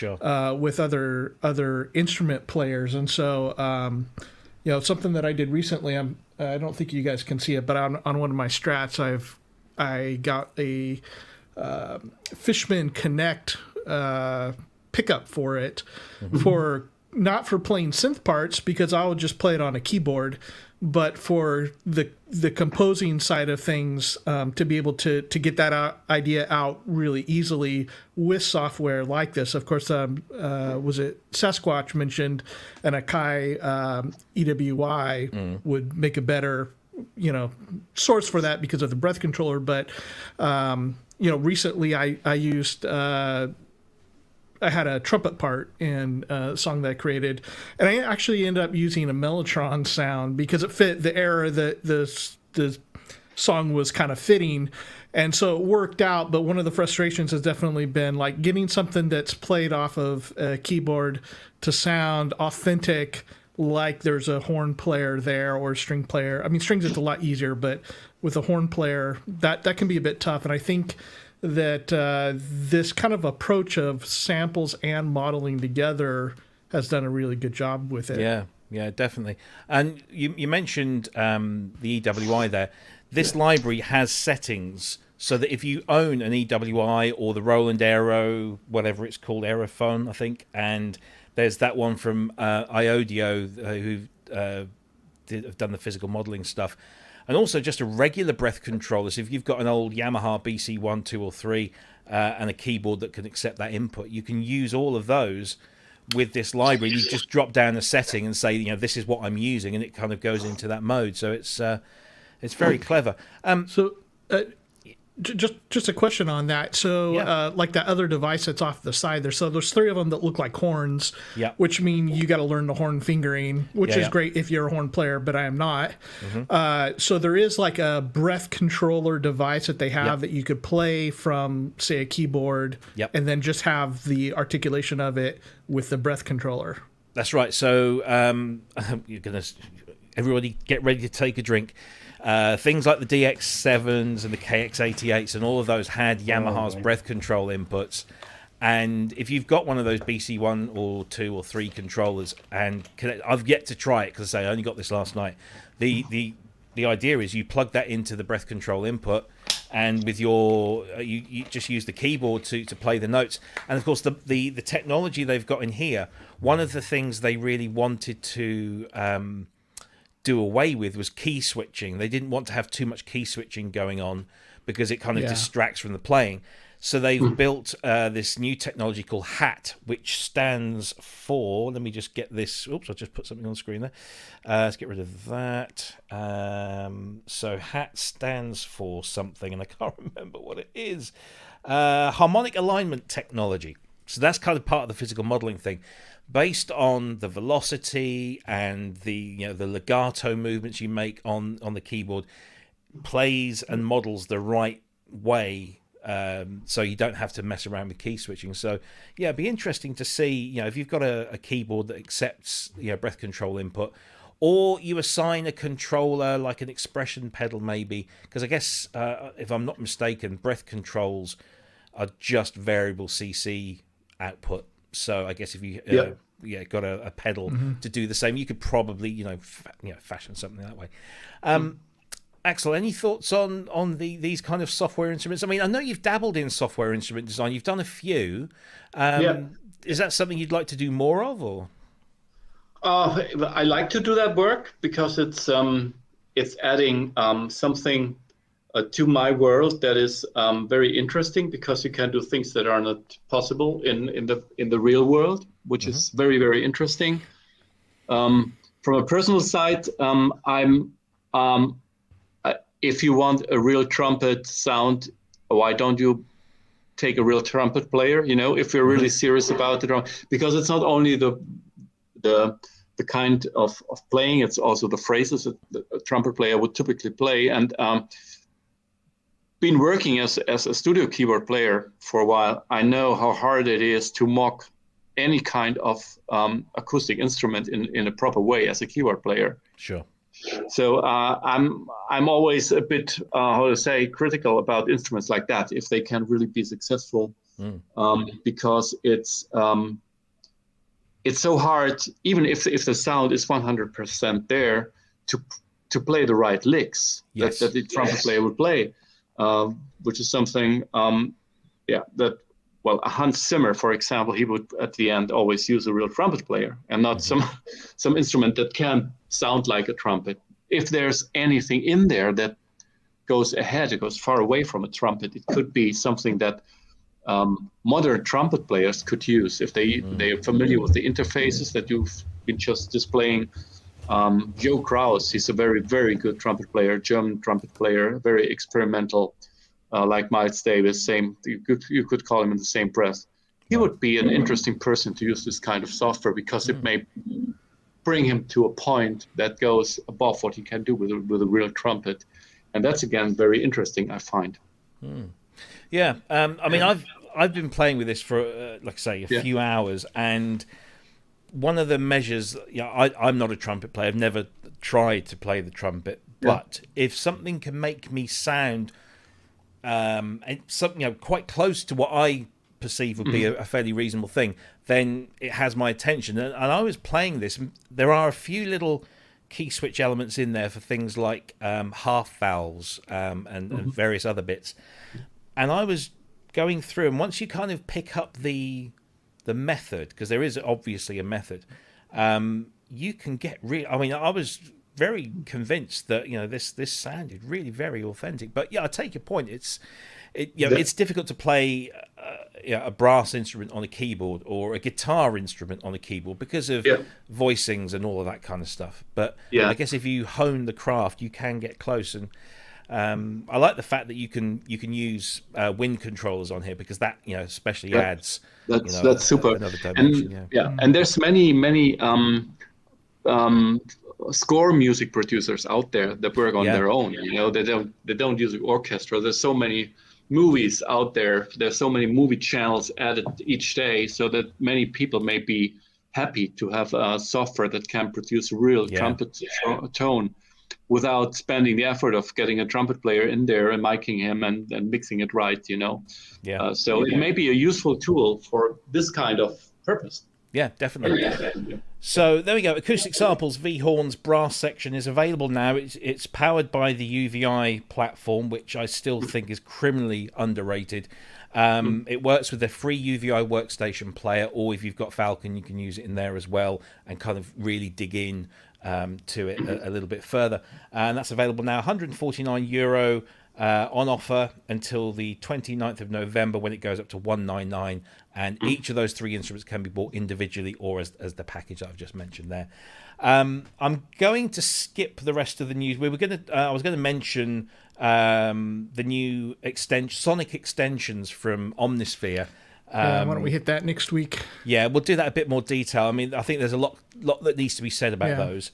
And I was also going to mention Akai Force update to 3.1, which brings in all of the good stuff that the MPCs got updated with, but obviously in that kind of clip-based format. And I think, again, we let's maybe do that next week to give it a little bit more time and space, because that is a significant update. And it's made both the MPC and the Force now a force to be reckoned with. I didn't really want to alliterate there, but there we go. Yeah. So two things, because I'm conscious of the time. We're coming close to the end of the show, and I don't want to keep Axel any longer because obviously he's an hour ahead of us, so it's getting quite late. But I want to talk about, we want to talk about two particular things, and I think maybe we'll start with the Rhodes. Okay. So this was amazing news when it first kind of dropped.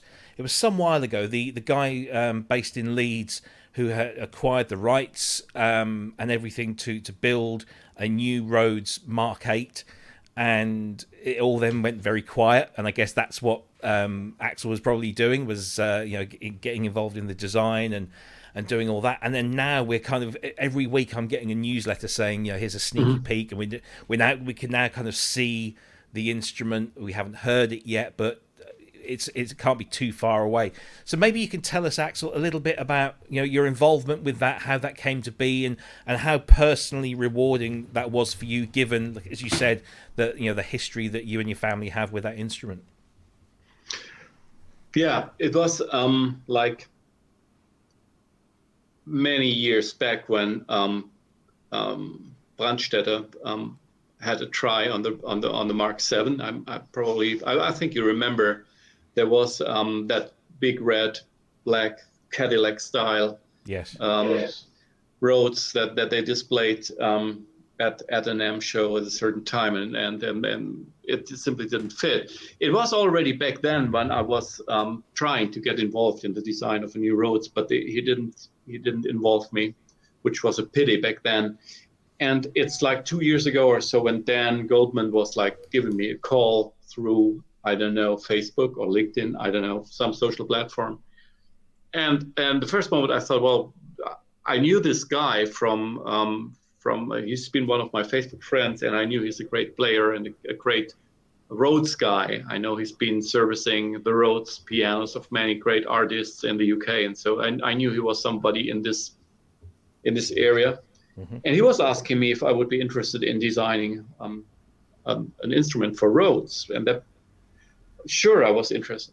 And so I learned that, like you mentioned in when you were telling the story a minute ago, the name was kind of being acquired, and Dan was kind of trying to bring this or land this instrument in a new version as a Mark 8, and he asked me to do the design. I knew that it cannot be something that is too far away from what people know from the Rhodes and what they love on the Rhodes. It had to have the look and the feel of the original instrument of the Mark 1 and the Mark 2.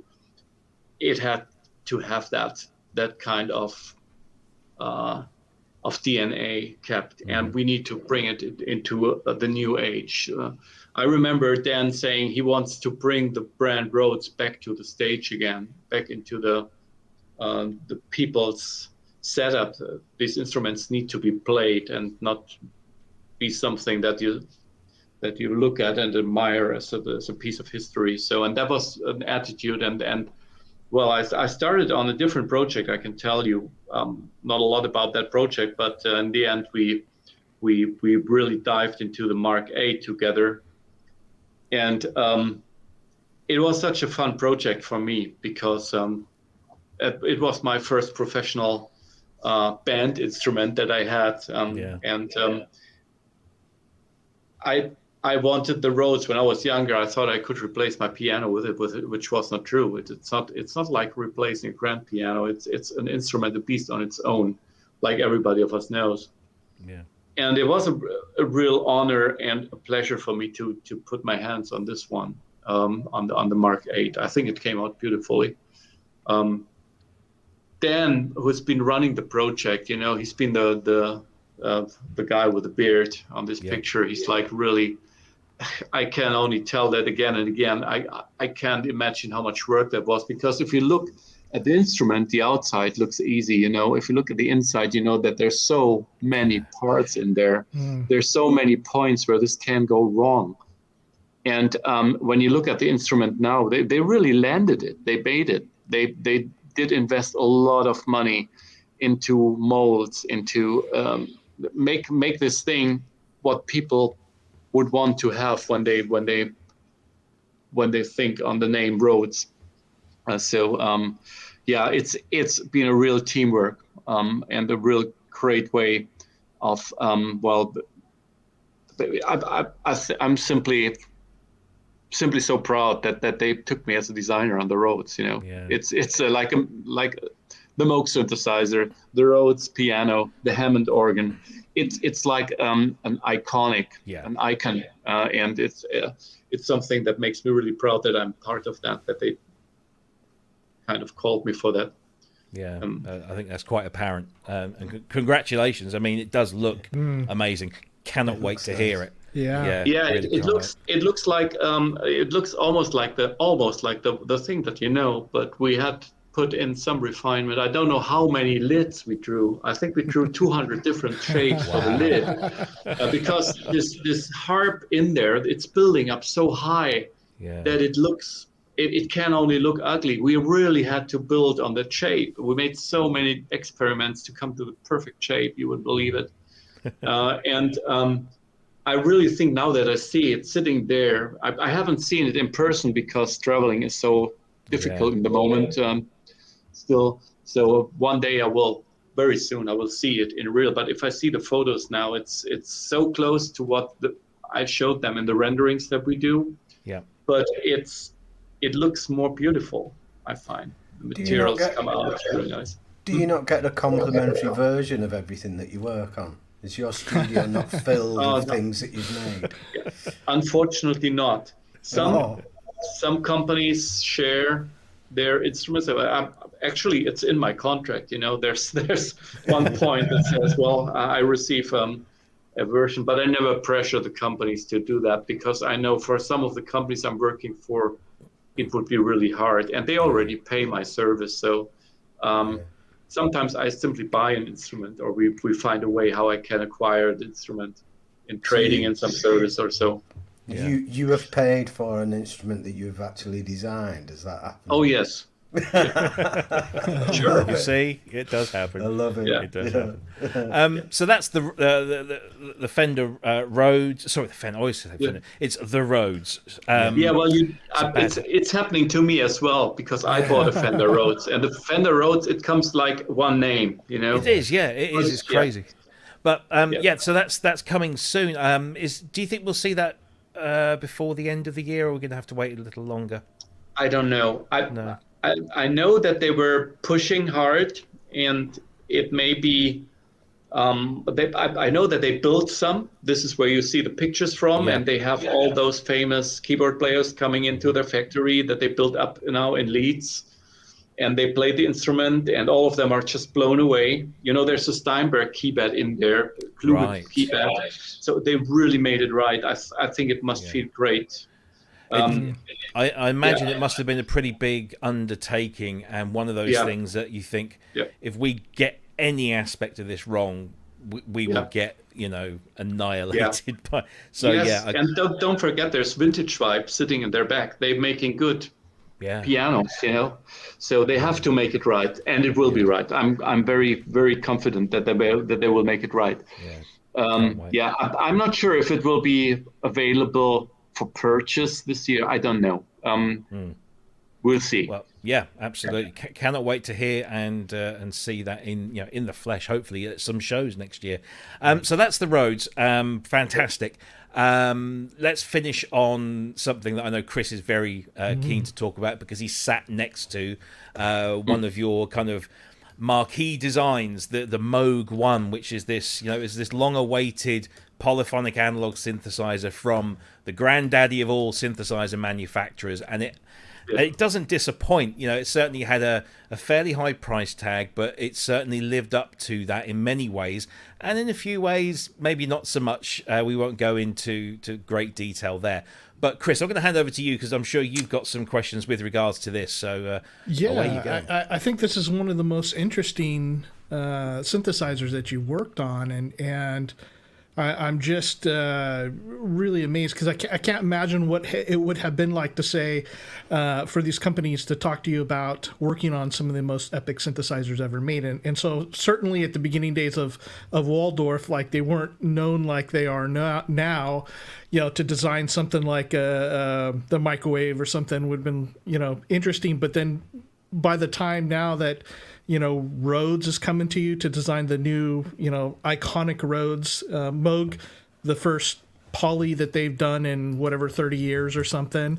I know that there was quite a process leading up to this. I think Amos had said that they had been working on it for about 5 years at the time that they started showing it in October of 2018. What was that process like? What can you tell us about that? Yeah, it was a super professional process. I had the chance to be part of the team that were like building the layout for the instrument. So we were really sitting together in Asheville in that room, sticking our heads together. There was Cyril, there was Amos, there was Trent, there was a new guy coming in from Belgium who is now their technical director. So we were sitting together in that room for many days, and we were throwing in ideas. And some of the ideas that I had are in this instrument, which is really nice. For example, the displays and the oscillators. That was my idea. It was also my idea to come up with a because you cannot bring an instrument like this and not have a good effects unit on it. So they talked to Eventide, I think, to include their effect machine. It was my idea to make it a 3-time multi-layer instrument, which I think is a good thing if you want to play it with 2 hands. You can have a bass part and you can still mix 2 voices together to play pads or things, and it gives you enough flexibility. For an instrument of that caliber, it's important to have just more than one sound. So there's a lot of ideas that I had, that people of the team had back then. It was that are in there, that you find there. And that is something that makes me really proud. And Moog, they are really good in making an interface right, to just pick the right elements, put them at the right place. And we did that together. That was such a nice cooperation, I can tell you. I remember when we started working on this instrument, Moog, they were really afraid of building a polyphonic synthesizer, because one of the last things that Bob Moog told them was, the polyphonic synthesizer killed me once, you know. It's the most complex thing that you can do. So you must really be careful when you, again, want to build a polyphonic synthesizer, because the problems that you can run into, they're not just monophonic, they're polyphonic too. So you have 8 or 16 voices in this instrument. So you look into so many corners that can make problems. And they had a lot of problems. I know that, a lot of hiccups. The software was never really there. So that was a really difficult and long journey, and we had a lot of revisions that we did. I remember that the way the instrument is being built up, there was a lot of detailed work on that to make it, to give it a design, a mechanical design that makes it easy to operate, easy to manufacture, safely to manufacture. The part that's in the center, the entire box, it's a plastic part, that's a silver thing that you see there. And it's a high-end process that you use to make such a big plastic part, very expensive high-end process. And the actual user interface parts, they like on a modular synthesizer, just bigger. Their plates are put in there. There's a lot of heat in this instrument. That's because of the technology that they use. So we came to the idea to put that grid to the backside, you know, and the sides, which made up for a really nice, I find a really nice, iconic design detail. they wanted wood, and in the end, we also wanted it to look like something that has its backbone in the memory Moog. So this is also visible there. It was a great process. I'm very proud of this instrument because it's Moog and it's new. It's the old and the new in one instrument. And I also think that we together made a great job in giving this user interface a layout that is easy to understand and to operate, even if it's a very complex instrument. Was there a deliberate thought to give a visual nod to the memory Moog or was that just coincidental? Well, when I presented the first designs, one of them was more in that domain, and there were two more designs that were totally different. We also had a design with a collapsible panel, which was hard to do. It became that synthesizer that you look at now.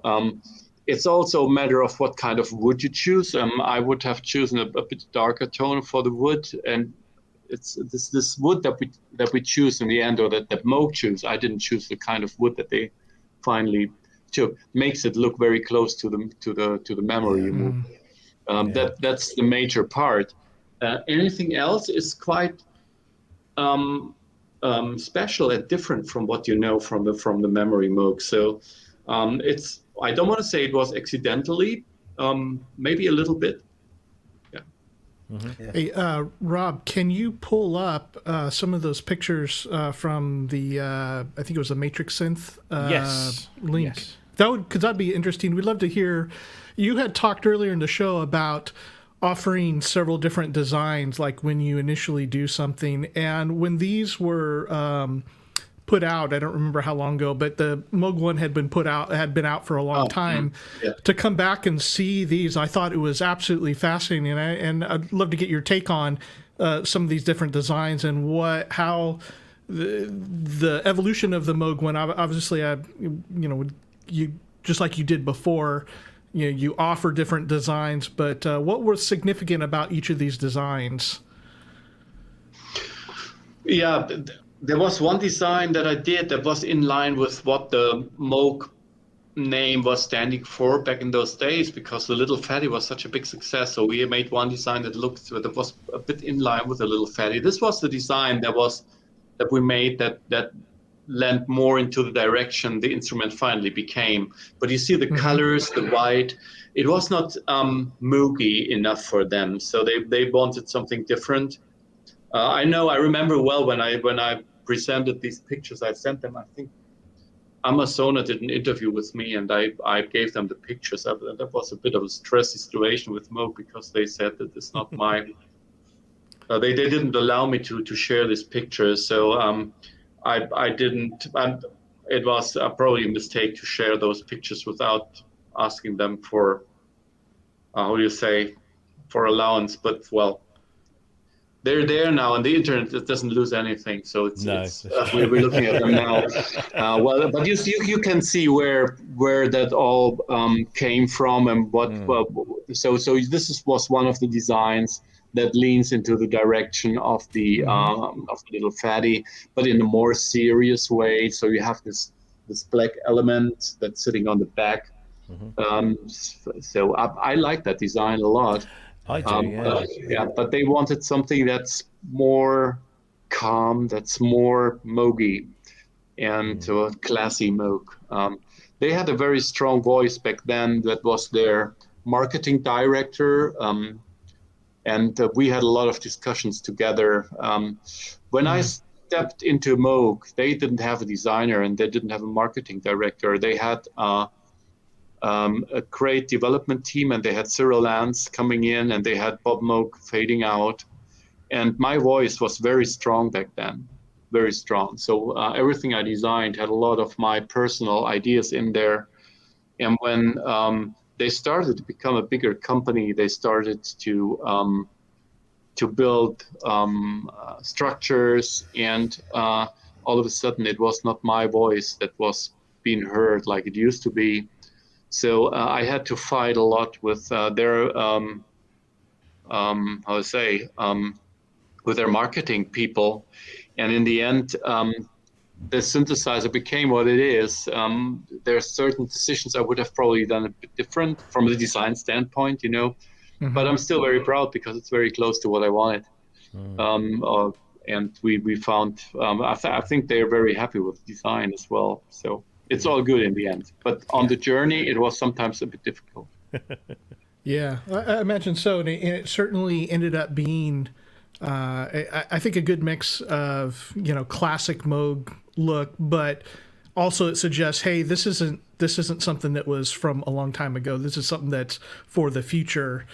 And it is really curious to hear about some of the things like the screens on the oscillators being something that you came up with, because I remember Amos talking about how they were designing these new oscillators, and I think that ended up being a great way to show off what it can do. And also when you sit and program with it, you can see what's happening in real time.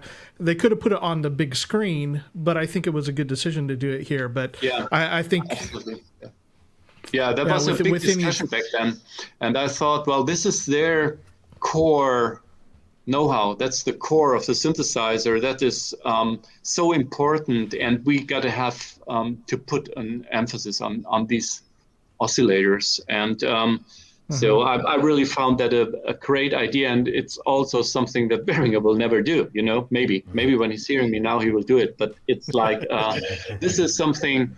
That's a luxury item, you don't necessarily need that. It could go to the center display, but having these oscillators with these little oscilloscopes, these little screens, it's like really serious business. It's telling the people something. And this is why I thought it's very important and also a clever idea to do that. And they did it. They were searching the displays. They found really nice displays that fit in the budget and that fit in there. They did, it's always a lot of work to program a display, so it's a lot of effort, it's a lot of work to do the software for a beast like that. You said earlier that there's you're aware of the costs all the way through the design process, and I know the Moog one has come under criticism for being too highly priced. In your opinion, is that price necessary? Is it priced right? Yeah, absolutely. Yeah, absolutely. There's only high-end components in there, and the development of the synthesizer. Just think, it's like 5 years of development. I don't know how many people put their brain in there. Maybe they had 5 or 6 or 7 people working for 5 years constantly on this instrument. Just calculate, just do the math on the development work. And then you do the math on the parts that go in there. I don't think that it's too expensive. It's probably too expensive for some people's budget. Not everybody can buy a Porsche or a Bentley. So it's sad but true. It's like that easy. Yeah. So and Cryss can afford one. So there you go. Says it all. And this is to come back to our conversation here about Behringer, is there's a place for different products in different markets, or the was it Sonic Liven? Is that what the Sonicware Liven? Yeah. Sonicware. Yeah, to have synthesizers in different price range. So I've been a pro guitar player. I heavily invested in guitar equipment, and I had used a lot of synthesizers, software. Playing in bands, I would end up having to program other people's synthesizers, even though I wasn't the synth player. And then to come into look at synthesizers when I did, however many years ago, and go, I don't want to spend $3,500 or whatever it was for a mini Moog, but that was what I really wanted. And so when and I had various synthesizers over the years, but when that Behringer came out, the little Model D, I went and grabbed one of those. And I was like, I really like this. And if it wasn't for that, however much I got it for, $200, little tiny clone of a mini Moog, I wouldn't have arrived here at the Moog 1. And so I think there's some room in the field in that it's not always a hit for small companies making expensive products like Moog to have these other products on the market, because it was sort of a gateway drug for me to go, okay, no, I do really want to invest in this and do something just besides software. Yeah, yeah, and it's a different story again if Behringer are doing recreations of synthesizers that are long lost, or if they're just copying something that's on the market and trying to steal away markets, how to say, market parts of companies that developed something like the Arturia step, key step. Yeah. This is just how to say bad style, I find. And but for a Mini Moog Model D, well, it's been done by so many companies before, and now it's Behringer who's doing it for a price range that is attractive to many people. They just try it out, and then they find, well, it's a fun instrument, because the beauty on the Mini is that every function is relevant. It's not a lot of functions, but everything that you do on this instrument is doing something in audio. It's easy to understand, so it's a nice thing for people to start playing synthesizers, and it's cool that it's there on the market in that price range. Lewis in the chat a little bit earlier made a great point. And he was talking about the original ARP 2600 as something that was an educational tool to be used by colleges. I've got a 2600 over here, an original that I'm working on and trying to fix up. But I would not be able to go and grab one at all today. And so his point was that at least with like that clone, where the Behringer's made a clone of it, it can be used for its original purpose of education. And again, as that kind of gateway drug into synthesis without having to, remortgage your house. Yeah. Right. And that's a point, Yeah. That's a good point.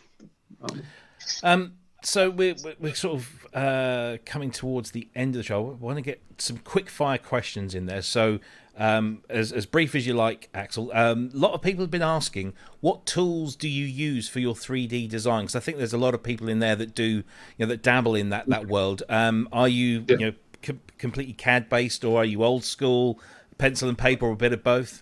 Yeah, both. Yeah. I have people. I don't run the 3D system myself. I have somebody in my office who's doing, he's a SolidWorks Pro. So we use SolidWorks as a 3D software, which is a very common tool. And the renderings, I do myself on a software called Keyshot. It's very nice 3D software that helps me to show my clients a design in a photorealistic way, in a pretty easy way, much easier to work on than with Cinema 4D, which I used before. So yeah, that's the tools I'm using, and my brain a little bit, and my hands. I do sketching, and I bring the sketches to Johannes, who is my 3D guy. He's a really clever and good 3D designer. He's an industrial designer too, so he also has the feel for the form, but he's not an instrument player. But that combination is great. So he's like building things up then in the 3D. I look at them, and we manipulate things, and so this is the way we're lovely. The few people have been asking about one particular instrument. I'm going to highlight Wagyu because he paid us £5 to ask this one. What happened to the Waldorf Stromberg, and what would it have sounded like? The Waldorf Stromberg was something that we showed, 12 years ago or so, and it should have been the predecessor, or the follow-after instrument for the Waldorf Q. With an easier user interface. It should have, we were thinking that there should be Waldorf wavetable technology in their analog filters that could be added as kind of a module, filters and tubes. That was an idea that I brought in. It never came to life. We still have the mock-up model sitting at Joachim Flor's office in Waldorf, or in the place where they have their company. I fear it will never come alive like that. No. I fear. Yeah. Oh well. That's it from me, guys. Do you have anything that you'd like to, follow up with, finalise with? I could ask questions all night, but Right, I'm conscious of the time. Yeah. But no, excellent stuff. Well, look, let's wrap things up there. It's kind of nice and convenient, half on the hour almost. Axel, listen, thank you so much for joining us. It's been a real pleasure to hear your story and to hear from that kind of aspect, because we often talk to people who play synthesizers or maybe have a company that makes them, but to actually get into the mindset of somebody who creates the interfaces that we use on an almost daily basis, and to understand all of that. Sorry, I've just realized there's one more question I was going to ask, and that's from Wagyu. He wants to ask about the 20 synth, and I know Ben did as well. So, if we've got a couple of minutes, can we just ask about that, and what was the story behind that, and is that ever going to come to light? Yeah, it did come to light. The problem was probably that we had the idea. Well, it was we. When I say we, it was my design company back then. I was working at Design Box. That was my company. And I stepped out of that company a year and a half ago. But back then we were 20 years of Design Box, and we thought we got to do something special. And I had the idea to make a synthesizer, a design synthesizer. We take a technology that's existing, which was the Sledge synthesizer that we designed for Studio Logic, which was based on Blofeld synthesizer, and we built a full aluminum chassis around it, which is milled out of a massive block of aluminum. Wow! So it's really beautiful, and I sold a few of them to people who really could understand the concept, but we found a lot of people who just criticized because it was so expensive. We didn't make a lot of money on that because we spent, I don't know how many thousand hours of designing and CAD-camming this instrument. It was really a lot of work. Yeah. And we buy this casing for, I don't know, just a little below 10,000 euros. It's just for the making of the aluminum casing. So we didn't make any money on that. But people don't understand it. They just thought, well, there's a Blofeld in there or a Studio Logic Sledge, which is a great synthesizer. I couldn't say anything bad about it, only that it's not analog. It's a digital synthesizer with a great sound. And we had the SPL high voltage technology in there, so it made the sound really, really good. It sounds really fantastic. I had great sound designers building sounds for it, and we thought we can sell 20 of it because it was 20 years of Design Box. We wanted to sell 20 units, and we had to call up 20,000 euros per unit, which was probably for many people out there a mismatch in regards of price and technology. Which was probably not the right thing to do. But, well, there's a few people in the world that own one. We built 4 units. One of them is Hans Zimmer. He bought one. He actually wanted 2 for his first tour. When he played live, he wanted 2 of them, but I couldn't build them by then, so he bought one. It's an object. It's a design object. Please look at it like that. And the sound is great. If everybody wants to listen to it, come to my place and I play it for you, and you will find that it sounds really, really, really nice, and that it's far away from what you would probably expect from a Sledge or from Blofeld. It has a really, really interesting sound. Yeah, Kent in the chat room has just said he thinks that Ty Unwin bought one of these. I don't know if you can confirm or deny, but no, we were in touch. Trent, Ty Unwin is a really nice guy. We've been discussing that, and he said, I must buy that. It's so beautiful, but I don't know if I can put 20,000 euros on a Blofeld, like that. And I said, well, it's not a Blofeld, but I couldn't convince him. Now we cannot build anymore. We cannot build it anymore. The chips are out, so I still have knobs and rotary buttons sitting in my shelf for another 20 or 25 units. So if somebody wants to mock up his Sledge synthesizer, give me a call. Kent might be able to use them on the anaglyph. You never know. I just it's that casing. I mean, you say is solid, milled aluminium. I kind of know how lovely that would be to touch. You know, that kind of yes. just to run your fingers around that recess. I mean, it sounds quite bizarre, but I can get that feeling just by looking at that image. It's incredible stuff. Look, thanks ever so much for getting that last one in. I'm sure Wagyu in the chat room will be very grateful, and a number of others as well. That's a beautiful thing. If anybody wants to see more of the images and hear more of the stories behind Axel's work, then I cannot recommend. I mean, Axel is a designer, so his website is designed beautifully. I don't know if you had your hands in that, or whether that was something you got it, but it is a beautiful website, and it's really informative. So it's axelhartmanndesign.com. Very simple. Go there and have a look and learn some stuff. Very highly recommended read through on that. Yeah. It's that's and do you know what I'd love? I don't know if you've ever thought about doing this, but a book. I think we should put you in touch with Kim Bjorn. If you're not, I'm sure you are already. I was in touch with Kim. If you know his first book that he did, he was calling me. And if you browse through the book, you will find a lot of the designs that I made. It's almost like my book. And Dr. Mike Metley, who's just done Synth Gems 1 for him. He was in the chat room earlier. Book. Fantastic, Hopefully mine's going to be here any day now, because I've just got a shipping notice, so I'm really looking forward to that. But I think an Axel Hartmann coffee table book would be on top of many people's Christmas list.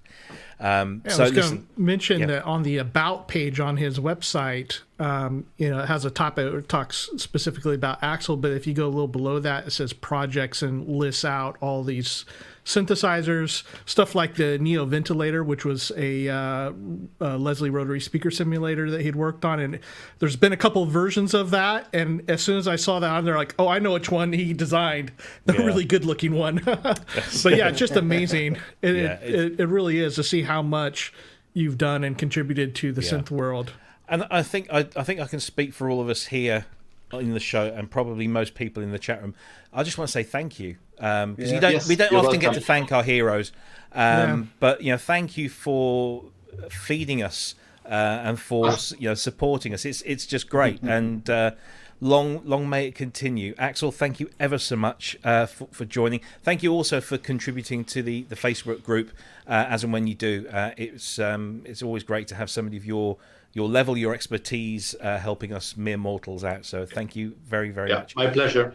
Thank you. And have a great rest of the weekend. Enjoy your fishing trip, which you were telling us about, and hopefully that goes really well.